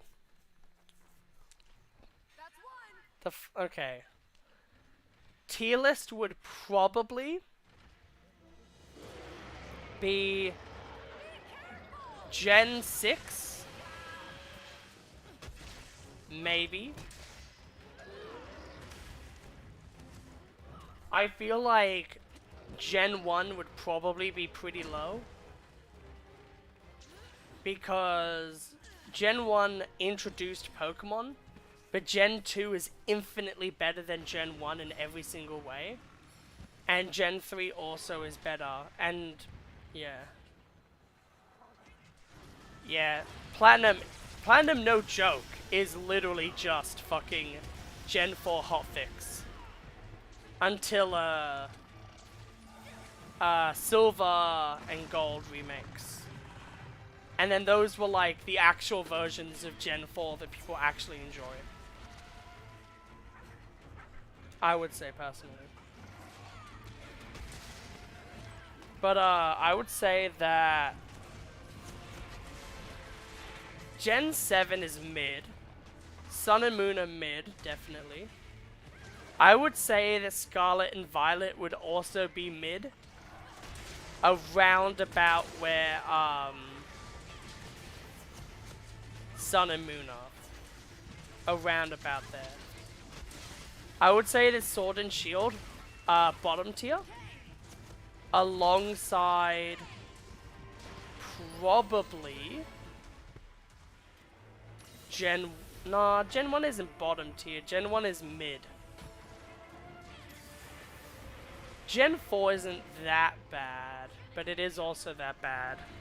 The only thing anyone ever talks about with Gen 4 is Cynthia, and Cynthia isn't even that good. Like she's hot for people who actually attracted to Pokemon characters. But like that's it. Like Spiritomb is not that bad. It is fucking weak. Like really weak.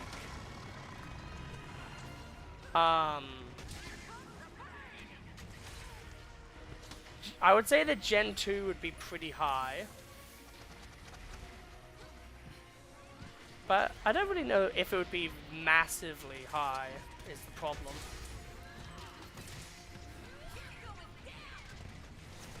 Because, like, there's a lot to think about when it comes to a Pokemon tier list.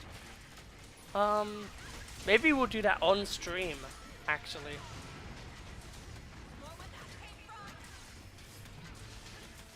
Like, Kyrogoose, would you want that to be done on stream? Because we can do that after this hunt.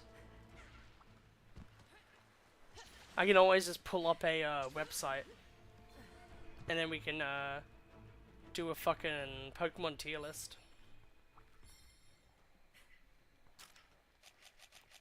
Time for some sharpening. Make some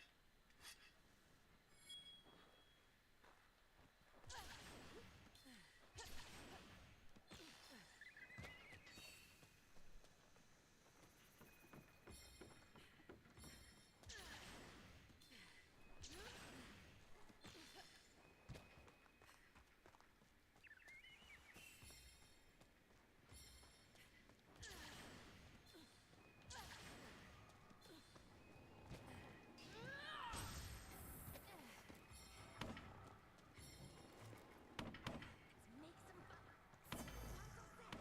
Ready to blow. Put down a ball. Okay, I need to...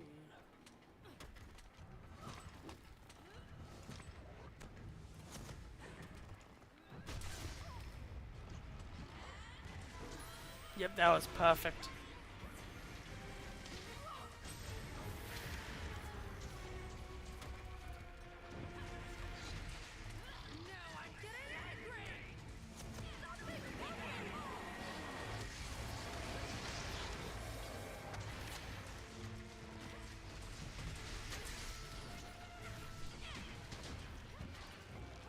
Yeah, Gen 2 would definitely be really high on that tier list.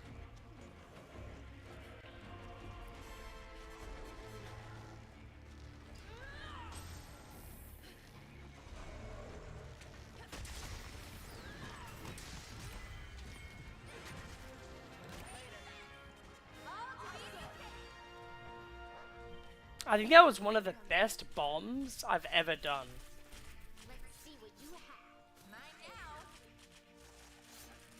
Yeah, that's what I'm saying. Like, Scarlet and Violet. Oh, Red Secret Boss, right. Yeah, like, Red Secret Boss is very good.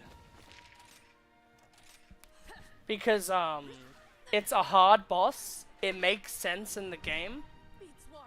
And it's just cool. Like, Mount Silver, Gold versus Red. Or technically Silver if you really want to be weird. I'll be taking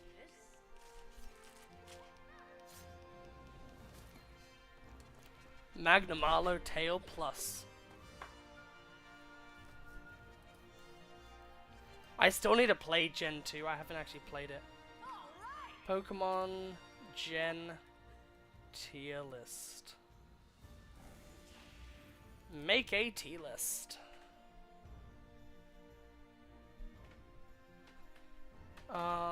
Conqueror's Seal, Magmalo shit. Platinum Egg. That's cool.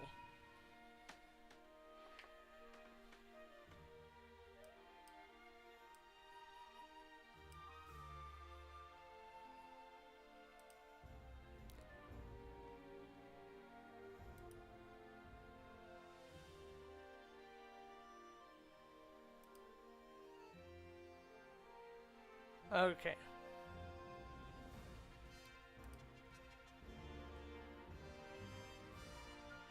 Let's do break, and then I will...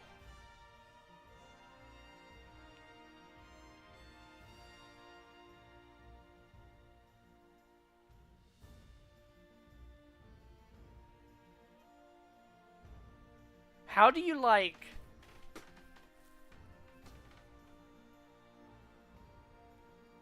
That's so hard. I don't know how to do that.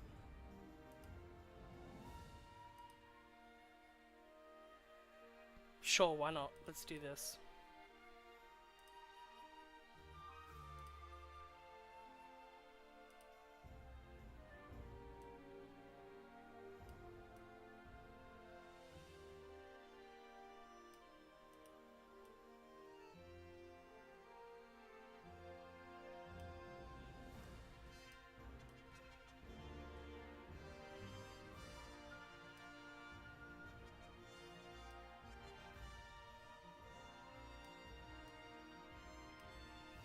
Okay.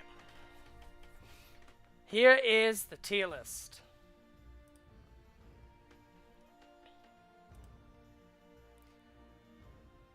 So we have Gen 1, 2, 3, 4, 5, 6, 7, 8, 9. We're gonna have the tiers be the GOAT. This is like top 2.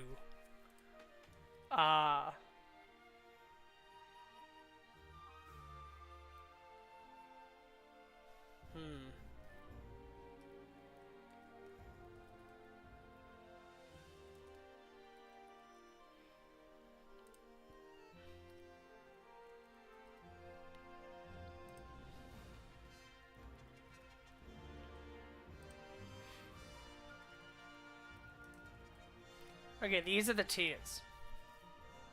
We have just bad, mid, great, extremely good, and the GOAT. In my opinion, Gen 8 is just bad. Like, Generation 8 as a whole is just not a good generation. Gen 7, I would say, is mid. Like, it's good. Like, it's okay. Like, Sun and Moon, Ultra Sun and Moon, like, they're okay games. Gen 6 is interesting. Just X and Y. Just X and Y is probably like this. But the remakes of Gen 3 are okay, but the only reason the remakes of Gen 3 are good is because Gen 3 is so good. So I think it's better than just, like, Gen 8 as a whole. But I think because the remakes are the only reason that you would even consider Gen 6 to be good, is just showing that it's bad. Mega Evolution was cool as, like, an idea, but it's just a gimmick at the end of the day. It's just a gimmick. They didn't really care about it. They just tossed it in there so then people would be like, oh, maybe I will buy this one. Because they had no confidence in their product. Gen 9 is mid. But, like, good mid. Like, it's definitely good. Gen 4, I think, is going to be in the great tier. Like, it's not anything revolutionary. But, like, it's not bad either. Gen 1 I would also put in great. But below Gen 4. I think Gen 4 has more standing than Gen 1. Because no one really plays Gen 1, and when they do, they play the Generation 3 remake. Or, maybe, they play Let's Go, which I don't play Let's Go, I don't think it's a very good game. And then essentially, we have these 3 generations. I personally would say Gen 5 might be the GOAT. I would say it could be something like this. This could be the tier list.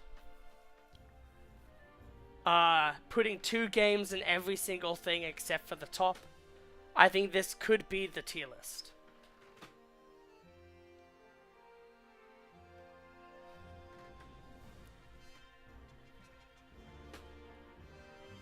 I will say that Arceus is pretty different than the rest of the Pokemon games. But sadly, it's grouped in with, like, a remake that is terrible, and Sword and Shield, which is just terrible. Like, Sword and Shield is so bad, it's not even funny. Gen 6 is really good, when you just care about, like, oh, remake. But, like, the original games on Game Boy Advance are so good that, like, why would you not just play regular Ruby, Sapphire, or Emerald? Gen 5 just has so much to it that, like, it's amazing on its own. I would say that Black and White 2 are probably the best Pokemon games ever made. There's, like, literally so much to those games, it's not funny. Like, you could play them legitimately for hundreds of hours and still have content. Which is, like, unprecedented for any other Pokemon game. Gen 2 is easily top 3. Because, like, Gen 2 not only pioneered how Pokemon is played, but it also has a lot of content. Like, Gen 2, like, Gen 5 has the most content. Gen 2, still packing. And this is a Game Boy Color game. Like, Generation 2 added, like, Pokemon quests. It added, like, kind of I guess technically Gen 1 had, stuff. Omega Ruby and Alpha Sapphire were, like, okay. Like, that's all you need to know. They were okay remakes of very good games. Like, they definitely are, like, if you find it cheap, like, yeah, it's really fun. You can do some wacky shit. But, like, the only reason people cared about Gen 6 was Mega Evolutions, and then they rolled that out. They're like, we don't care about Mega Evolutions anymore. So now there's no reason to care about Gen 6. But yeah, like, Gen 2, I think, is, like, extremely good. It's very solid. It added friendship as a mechanic. A lot of the Pokemon that got evolutions were really cool. We got baby evolutions. We got eggs and breeding. Which is really good, too. Generation 3 was also really good.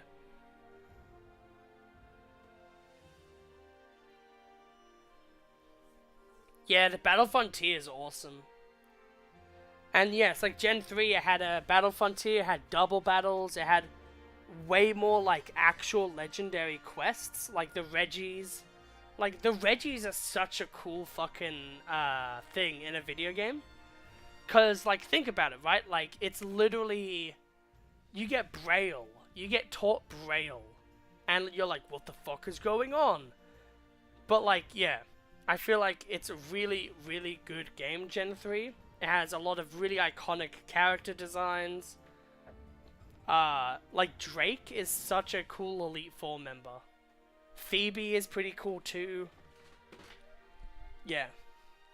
I think this is, like, probably the best list for Pokemon. I think this is a yeah.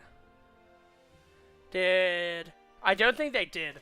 I think in Gen 6 they were going to have one, but then they ran out of time. They, like, cause, there's actually a meme about it, where you go to the area where the Battle Frontier would be, and then it says, like, being constructed, will come soon, and then it never came out. So there's, like, a bunch of memes of people being, like, waiting for the Battle Frontier in Pokemon Alpha Sapphire, and it's just a skeleton on a bench.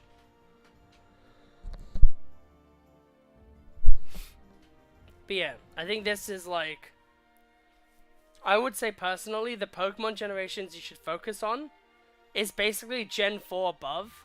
But even then, like, just play Platinum, and then play Gen 3, Gen 2, Gen 5. That's it. That's Pokemon in a nutshell. Yeah, it was pretty lame. The Battle Frontier is such a fun mechanic, because it means that you actually have the ability to see how good your Pokemon team is. It's also really fucking cool to do it in a challenge run. Like, if you're doing, like, only ground-type Pokemon, the Battle Frontier is awesome, because it means how good can you make a team with certain restrictions. But yeah, I also think, funnily enough, that these are the generations you would want to randomize as well. Gen 5 has a lot of really cool shit to it. Like, honestly, I think the one thing I would want more than anything is a Pokemon Black and White 2 as a Pokedex thing. Yeah, Arceus doesn't deserve bottom, but I would say Arceus is like above Gen 1. So if I could add like Arceus, it would be like here. Arceus would be blacked out Gen 1. Because Arceus is so different that it isn't really a generation. I would say that Arceus goes in the middle of great.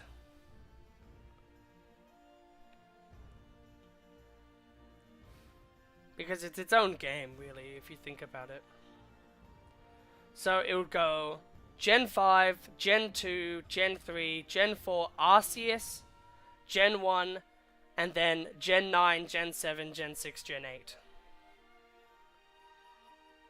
That's where all the Pokemon games would go.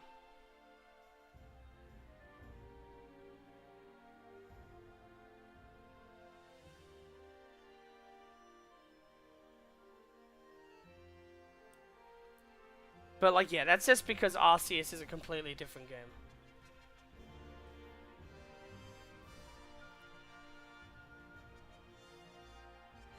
Anyway, back to Monster Hunter.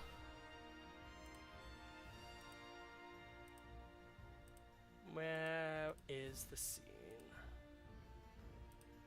Ah, it'd be like this one. Nope. There we go.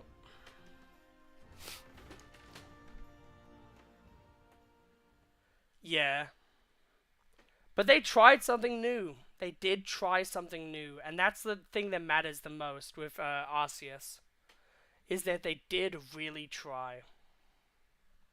And that's better than like Gen 9 and Gen 8. Yeah.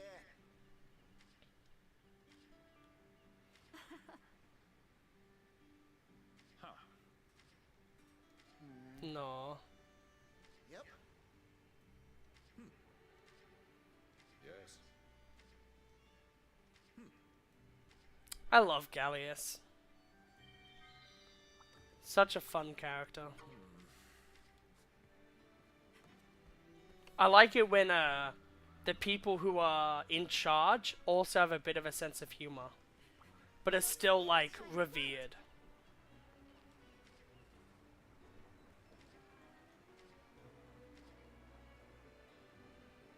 Aww, that's cute.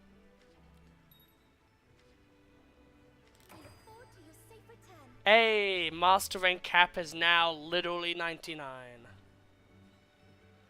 That should mean that I can do everything in the game.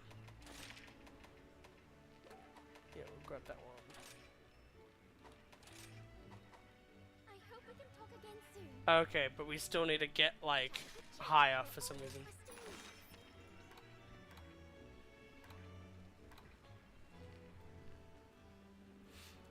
Yeah.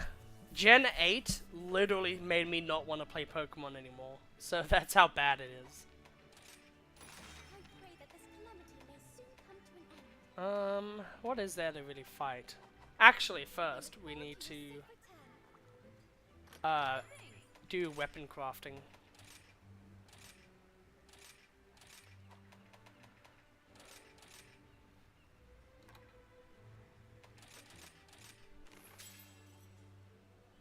Yeah. Oh, god damn it. We needed to keep that one.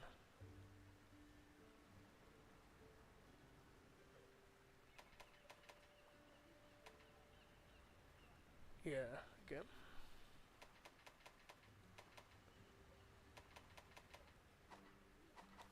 Okay, how do you get a dire scale? It is gonna be very funny though when I edit these, like I might edit them. So randomly I'll be like, this is the Pokemon tier list that I made with chat. We're looking at dire scale.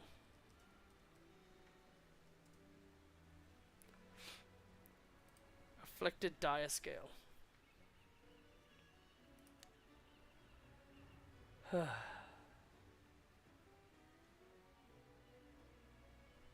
Astalos, Mitsusune, and Rathalos. Level 51 to 100. Good to know. Do we have a Rathalos? Much rather a Rathalos. Or a Mitsusune, honestly.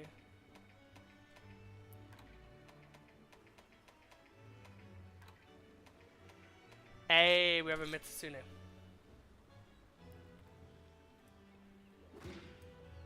pray for your good fortune.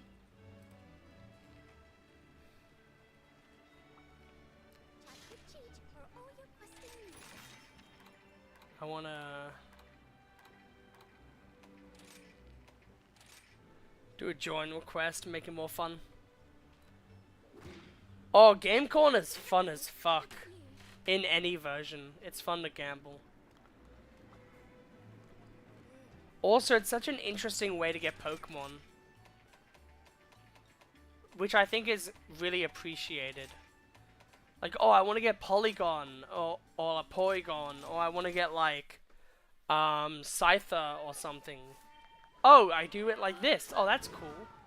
It's also an easy way to shiny hunt. You can shiny hunt Dratini and stuff like that really easily. And that's really cool as well, because it means that there's so much more possibilities.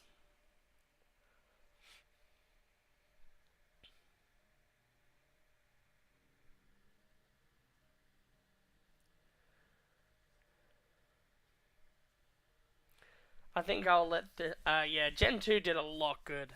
And it's interesting that they backpedaled in Gen 4.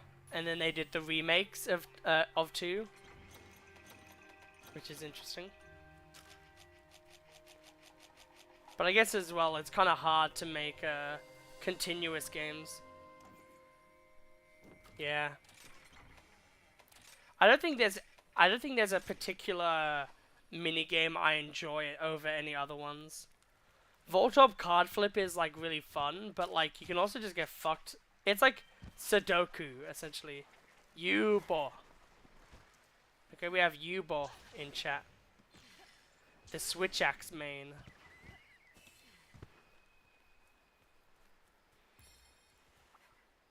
I played a lot of Gen 3, so I played a lot of like literal fucking slots. So there's that.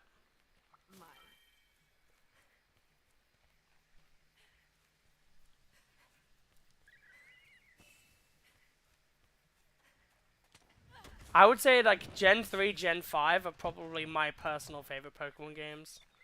But Gen 2 is also very good as well. I would say that those are the three best generations. And it's funny that two of them are literally right at the start. Gen 4 is the only anomaly, really.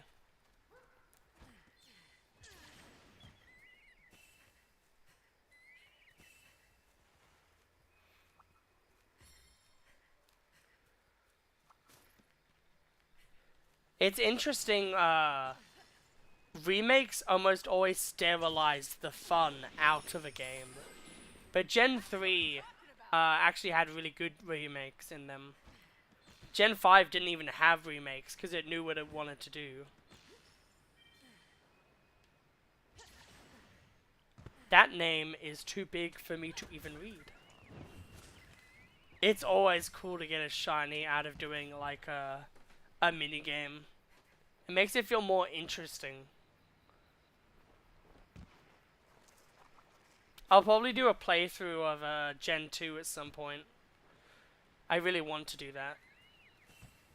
Like I don't want to do like a Nuzlocke, because I don't like Nuzlockes of like Pokemon. Because I feel like most of the time it just turns into, oh, I died with my favorite Pokemon, I guess I don't want to play anymore.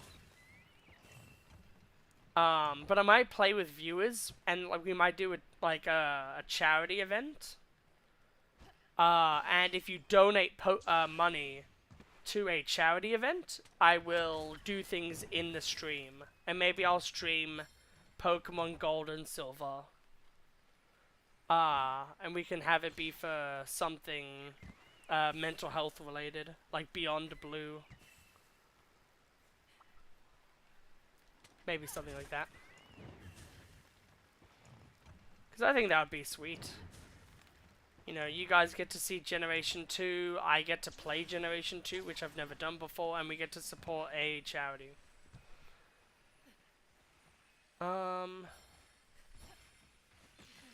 Do no items. Yeah, no items is something I could do. Like, I think no items is pretty fun.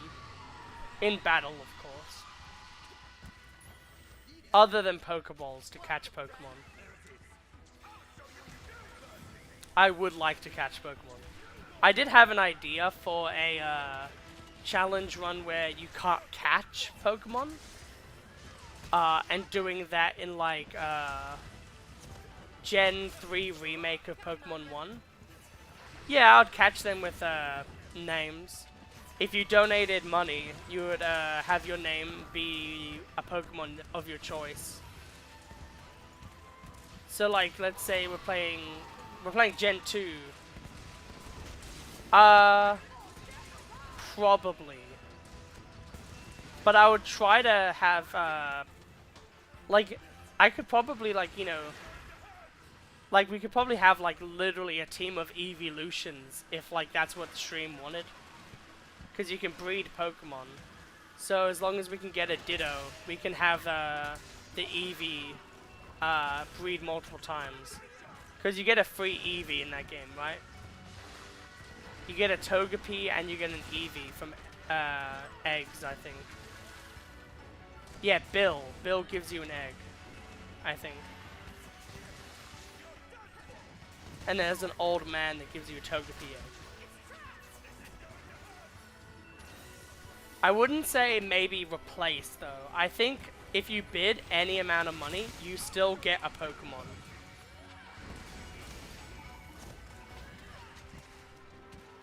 Because I don't like the idea of someone bidding money and then not getting anything.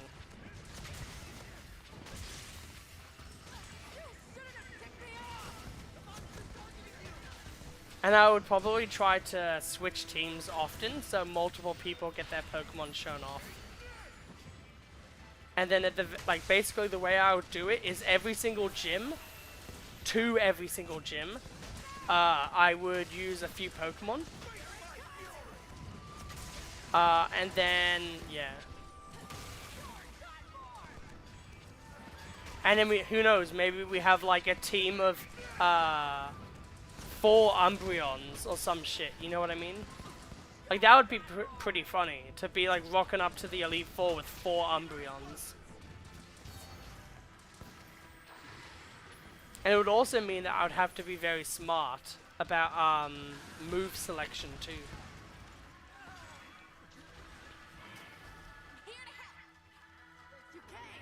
But the only problem would be, version exclusives and stuff too. Now, you said 1, and I don't know what 1 means.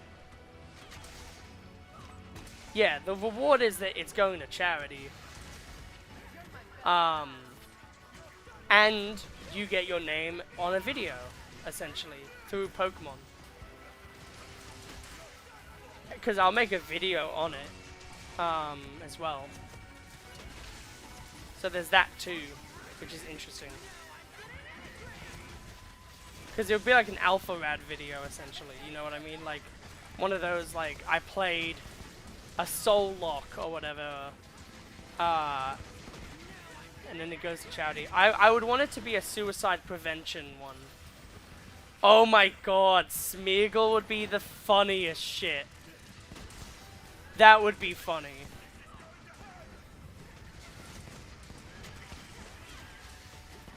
But that would be something that people would have to, like, bid for.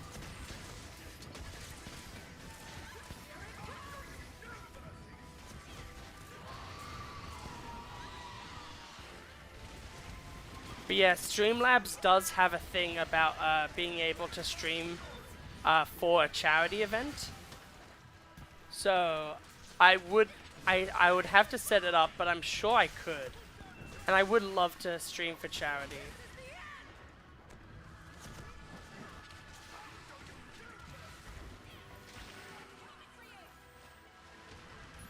Because I don't think it's too hard to set up a stream for charity. The only problem is that not that many people watch my channel. But I would probably try to make it a big event. Obviously.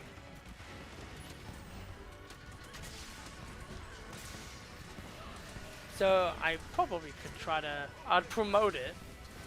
And maybe we could have other people join in as well. So it's not just me, it's also some other content creators.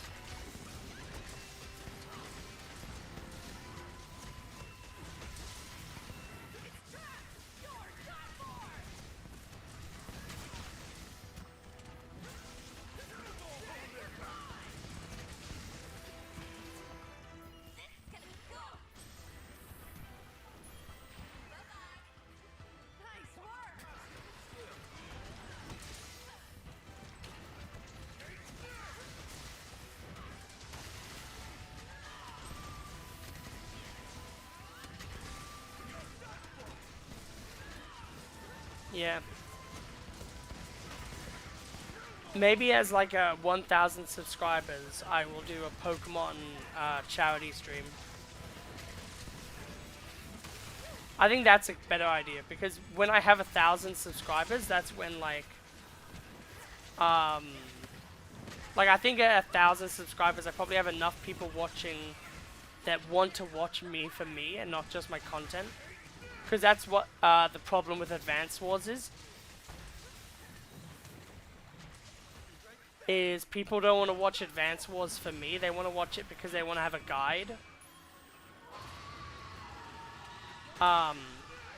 So I would like to actually have an audience that wants to watch what I want to put out.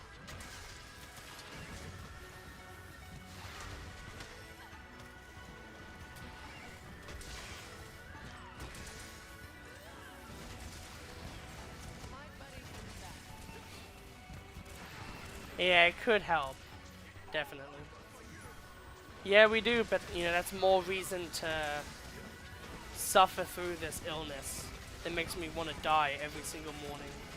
Which is also secondarily why I want the Beyond Blue or a suicide prevention.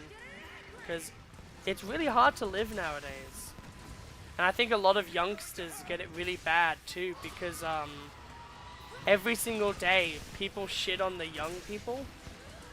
And it's like they're having it worse than you did when you were young. So like you should probably give them a bit of a slack, you know what I mean? Like yeah, they're loud, they're obnoxious, but so were we when we were young. Like every generation is just as the same as the others.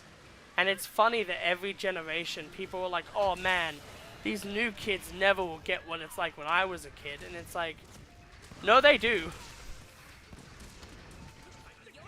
Yeah.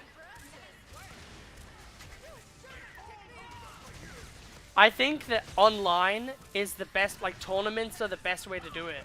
But it's so hard because you can't really commentate Advance Wars that easily. Like I've tried with my online games. But it's really hard to because a lot of the maps are just not dynamic. Because everyone tries to make maps that are like, oh, you can't HQ cap. But also, like, HQ capping is like the one interesting mechanic of the game. So I feel like HQ caps should always be pretty high in mechanic for map.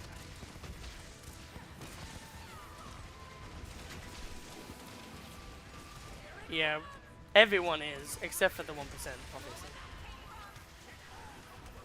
Like, every generation, except for, like, obviously the generations that are now really old and in power, I would say millennials, Gen Z, and Gen AZ, or whatever it's called, they all need to just start working together a bit. instead of being so silly and fighting. Because there's no point in fighting.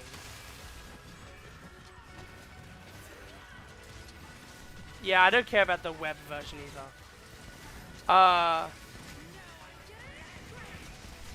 I would say, like, maybe I could make a tournament. Like, on my map. And I think the best thing other than, yeah, matchmaking and stuff like that we could do for Advance Wars would be a, like, tournament with, like, people like Markiplier, people like big name YouTubers, playing Advance Wars. That would be the best. But it's really probably not going to happen because it's a strategy game and people don't like thinking.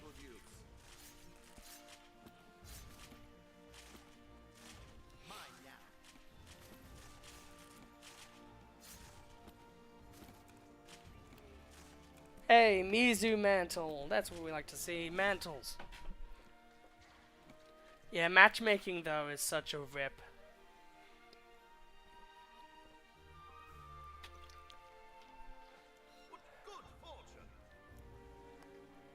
I wonder if that was like a Nintendo interference though. Like, do you think Nintendo didn't want there to be online? Or do you think that they just didn't have the ability to do it?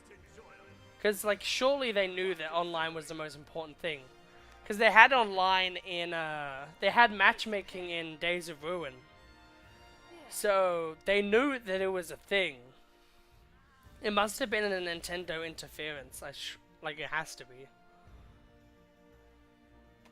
Okay, we have Water Orb as well. Cool. Yeah, okay.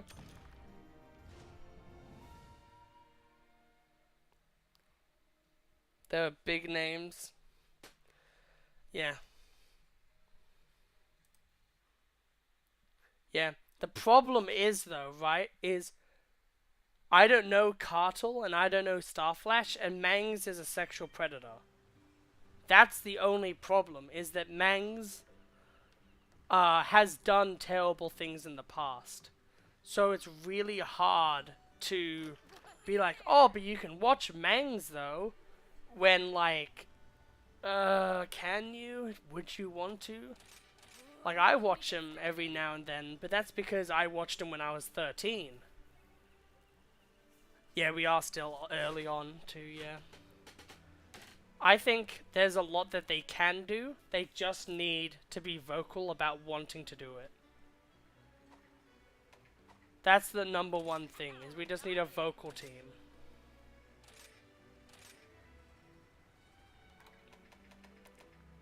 Oh shit, it's at 50 now.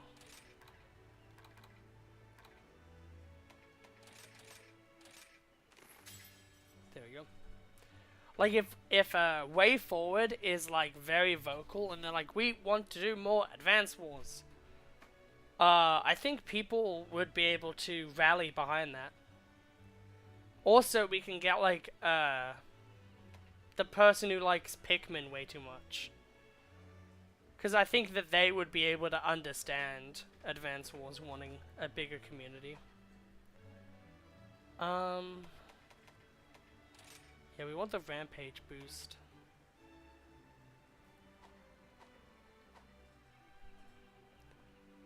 But yeah, it's just the rough situation, really, where you want to see something you love get attention, but it's just impossible to, because it's just like everything is stacked against you. What is unlocked at Master Rank 110? MR 110. Sunbreak. Not vacuum. Ah, Risen Chameleos.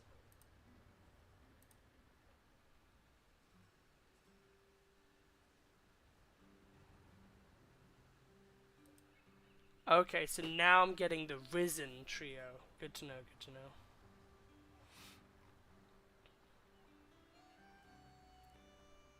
So MR 110.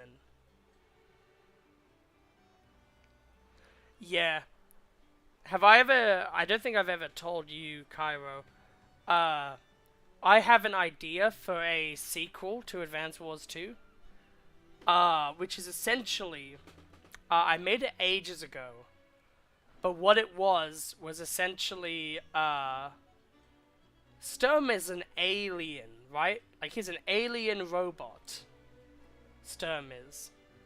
So obviously there's more of Sturm's race. It's like Frieza in Dragon Ball Z. Where Frieza isn't just one thing. There's multiple people in his race. But Frieza is the most powerful of them. But like... what if there's more Sturms? Like, what if Sturm is just like... one of, like in Invincible. Like in Invincible, right? The Viltrumites, there's multiple of them, and they conquer worlds. So what happens if Sturm is like, you know, one of many Viltrumite-esque characters that destroy worlds and drain their energy? And what if we get like 2 Sturms, essentially? One of them is like, you know, super evil, and the other one is like more chill, but also evil. So like, what if we got like Akainu and Kizaru from One Piece? Where one of them is like super chill, but will fuck you up, and the other one is just outright like angry at all times. Cause in Advance Wars 2, I think... No, not clones. Very, very, very important. Not clones. So like, Sturm is a race. There is a race of things in the Advance Wars universe that live in space and drain energy. The way that they survive is that they drain energy from planets. Because that is talked about in Sturm. So there has to be more of Sturm's race. Like, surely Sturm isn't the last of his race, right? So there has to be like different characters that are Sturm. Like, that's my thought process anyway. Like, there has to be more versions of him. And because of that, there's a lot of shit that they can do. Yeah, but they're not clones. Like, put clones in a box, throw that box out. I'll look it up, right? Like, where's the scene that we were using? This, right. Okay, so this one. So, I studied for months on end, so I may be qualified to handle quests. But I still make Advance plenty of Wars. mistakes. Yeah, no, Von Bolt, though, is 1, a pussy, and 2, not cool. So we have Sturm. We have Sturm. And he's a race. There is a race of robots. There's like a race of them. Like, there's multiple of these robots, right? There has to be. So if there are multiple of these robots that we call Sturm... Okay, so this is the idea. Sturm dies in Advance Wars 2. Sturm dying contacts the base of operations of the Black Hole Army, essentially. So, let's say that Sturm is a high-ranking officer of the intergalactic army that is Black Hole. Like, Black Hole is an intergalactic group of people who fuck shit up. And he's a high-ranking, but not the highest ranking. So what I would, like, say is, in XCOM, there is, like, the Elder Aliens. Which are these guys, right? Like, these are, like, the big bad of XCOM. And these people control shit. So, like, these are the people who control everything. However, in XCOM 2, we had characters like the Warlock, which are the Chosen. The Chosen is what I would say Sturm is. So Sturm is below the Elders, but still able to command his own army. So essentially the hierarchy that I think would work in an Advance Wars 3, in the new, canon that we would want, is that Sturm, it goes like Ultimate Alien Race Overlord, Sturm, and then his like group of 3 misfits. Well, 4 misfits. And what would happen is that Hawk takes over Black Hole, but obviously then the alien race, that is Sturm's race, would be pissed off because no, you're not actually Black Hole. Black Hole is only controlled by our race because we're racist idiots or something. I don't know. It writes itself. So essentially, Hawk has to combat the new alien threat, and also the rest of War's World has to do this too. So you have the mechanic of like, you have to do missions as Black Hole. You have to do missions as the Allied Forces, because the new big bad is so big that both sides have to attack it. So you have 2 campaigns. You have the Allied Forces campaign, and you have the Black Hole campaign, where you play as Hawk, Adder, Lash, and Flak. So you get to play as the bad guys, or you can play as the good guys. They would probably add, like, some of the Dual Strike characters. Some. I don't think Kindle or Von Bolt would be very cool. But they could have versions of them that are part of Sturm's race. Perhaps. But yeah, there's a lot of cool things you could do, and I think that's what I would want to see. Not that one, it's this one. But yeah, that's my idea for an Advance Wars 3, is essentially you have the Allied Forces, kinda, like you have the Allied Forces and the bad guys having to pair up to beat the bigger bad. Because Hawk isn't a bad person. Like, that's the thing, right? Is like, Hawk saved everyone from Sturm. So I think Nell would be able to be like, okay, we will pair up with you, and we will, like, treat you nicely because you did something great. You killed Sturm, you saved us all. Olaf would obviously punch the shit out of Lash, but, like, everyone else, I think, could forgive a bit, like, maybe. Like, Kanbei would probably be friends with Ada. I would literally, not even for a second, doubt that Kanbei would be like, I don't know if we can trust the enemy, but have you seen my sock? And then Ada's like, oh, there's a sock here. And then Kanbei just shakes hands immediately with Ada. I could easily see that being a scene where, like, Kanbei loses his sword and Ada does an entire battle just to give Kanbei his sword back, and that earns his respect. That would be a really cool moment if, like, characters had to earn the trust of the Allied Forces again. So, like, Ada, risking his own neck to save someone else, by giving Kanbei his sword, which then gives him the morale to fight again. Like, that would be really cool, wouldn't it?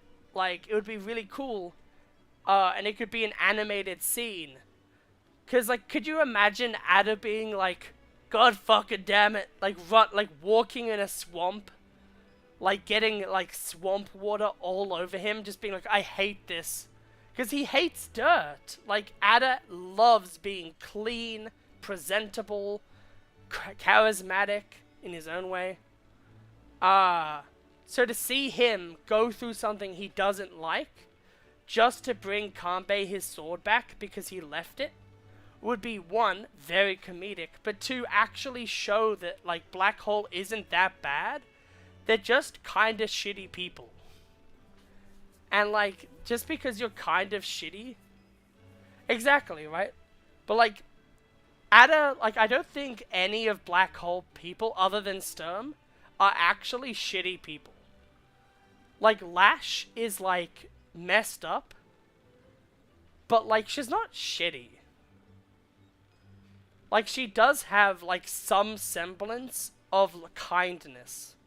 Because she likes Hawk. Like, in Dual Strike, they do show that, like, Lash genuinely cares about Hawk and his well-being. Flak genuinely cares about his own troops. Like, he's dumb, and he doesn't understand how to do his own troops. But he does care about their well-being. To actually talk up against Hawk, his own superior officer who promoted him, and say, shouldn't we be making sure that our troops survive? Like, isn't that, like, what we should be doing? Like, Flak isn't a shitty person. He's just a bit of an idiot. Ada is just vain. But who isn't? Like, he's just a TikToker, essentially. And then, Lash, as I said, is, yeah, definitely a shitty person. But, is mainly just shitty because she doesn't know any better. And in Dual Strike, they actually show that she can be tamed. Like, Jess actually tames her in Dual Strike. And then Hawk isn't a bad person. He just fucking always has an agenda. So I think that honestly it would be a really cool story arc to be able to play as Black Hole and kind of see them change to be better COs. Like, how cool would it be to see Ada, like, actually do something selfless for other people? And how cool would it be to see Flak and Max rev up and punch something out of the way?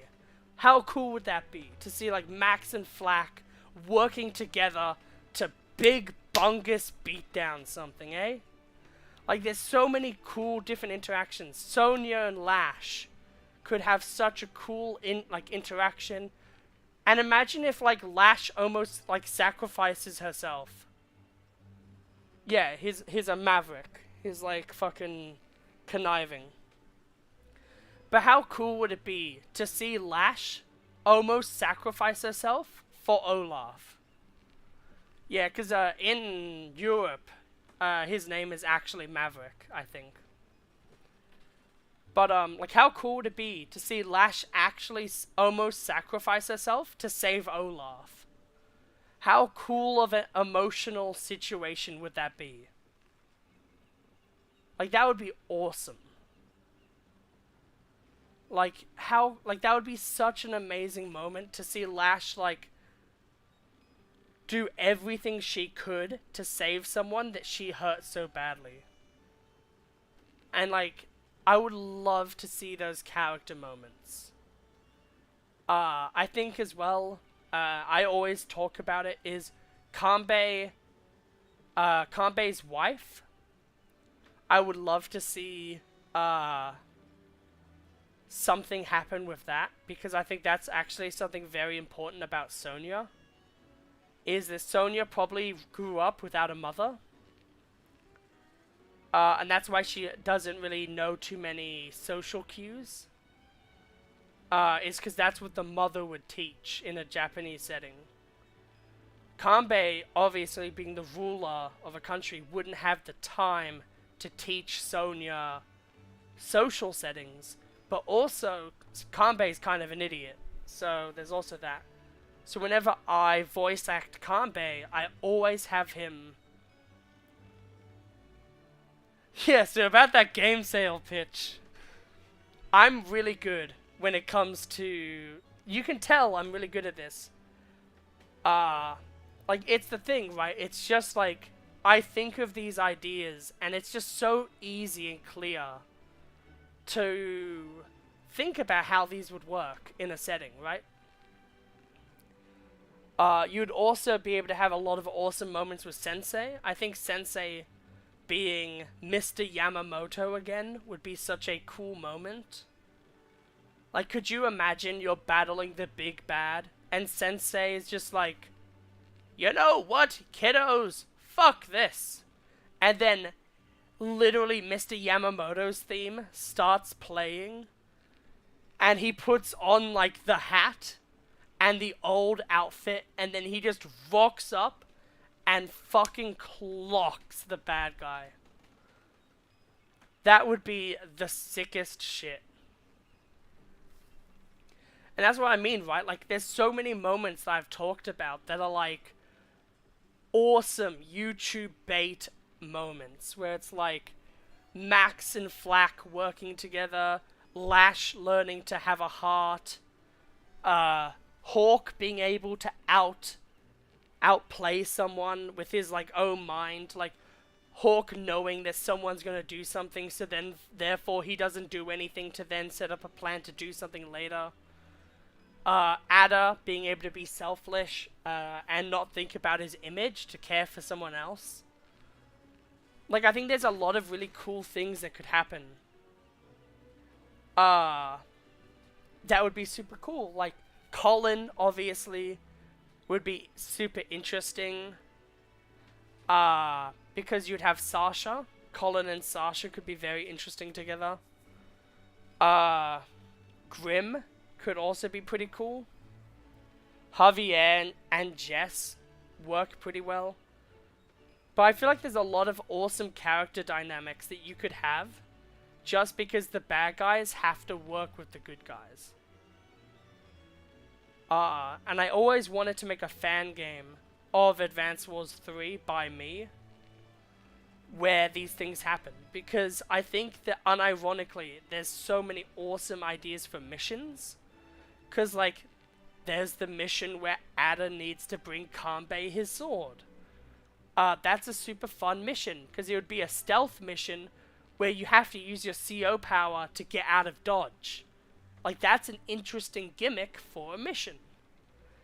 A Lash mission where you have to use terrain to block the advance of an army so you can protect Olaf, who is a smaller army.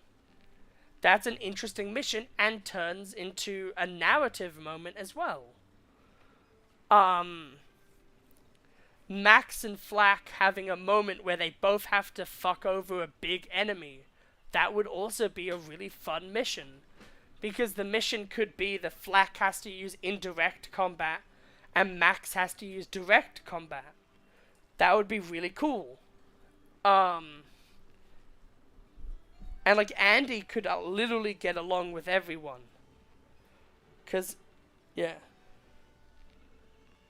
ROM hacks could help this, but yeah, that's the thing. Is I could ROM hack it, but like, I don't know. I'd have to learn how to ROM hack. I feel like ROM hacking is actually pretty hard.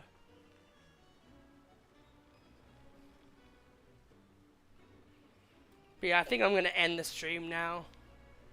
I think we've had a really good stream, but I think it's gone a lot off topic. But I think as well, my voice is really starting to die. But yeah, I absolutely would love to maybe make a video on my Advance Wars idea.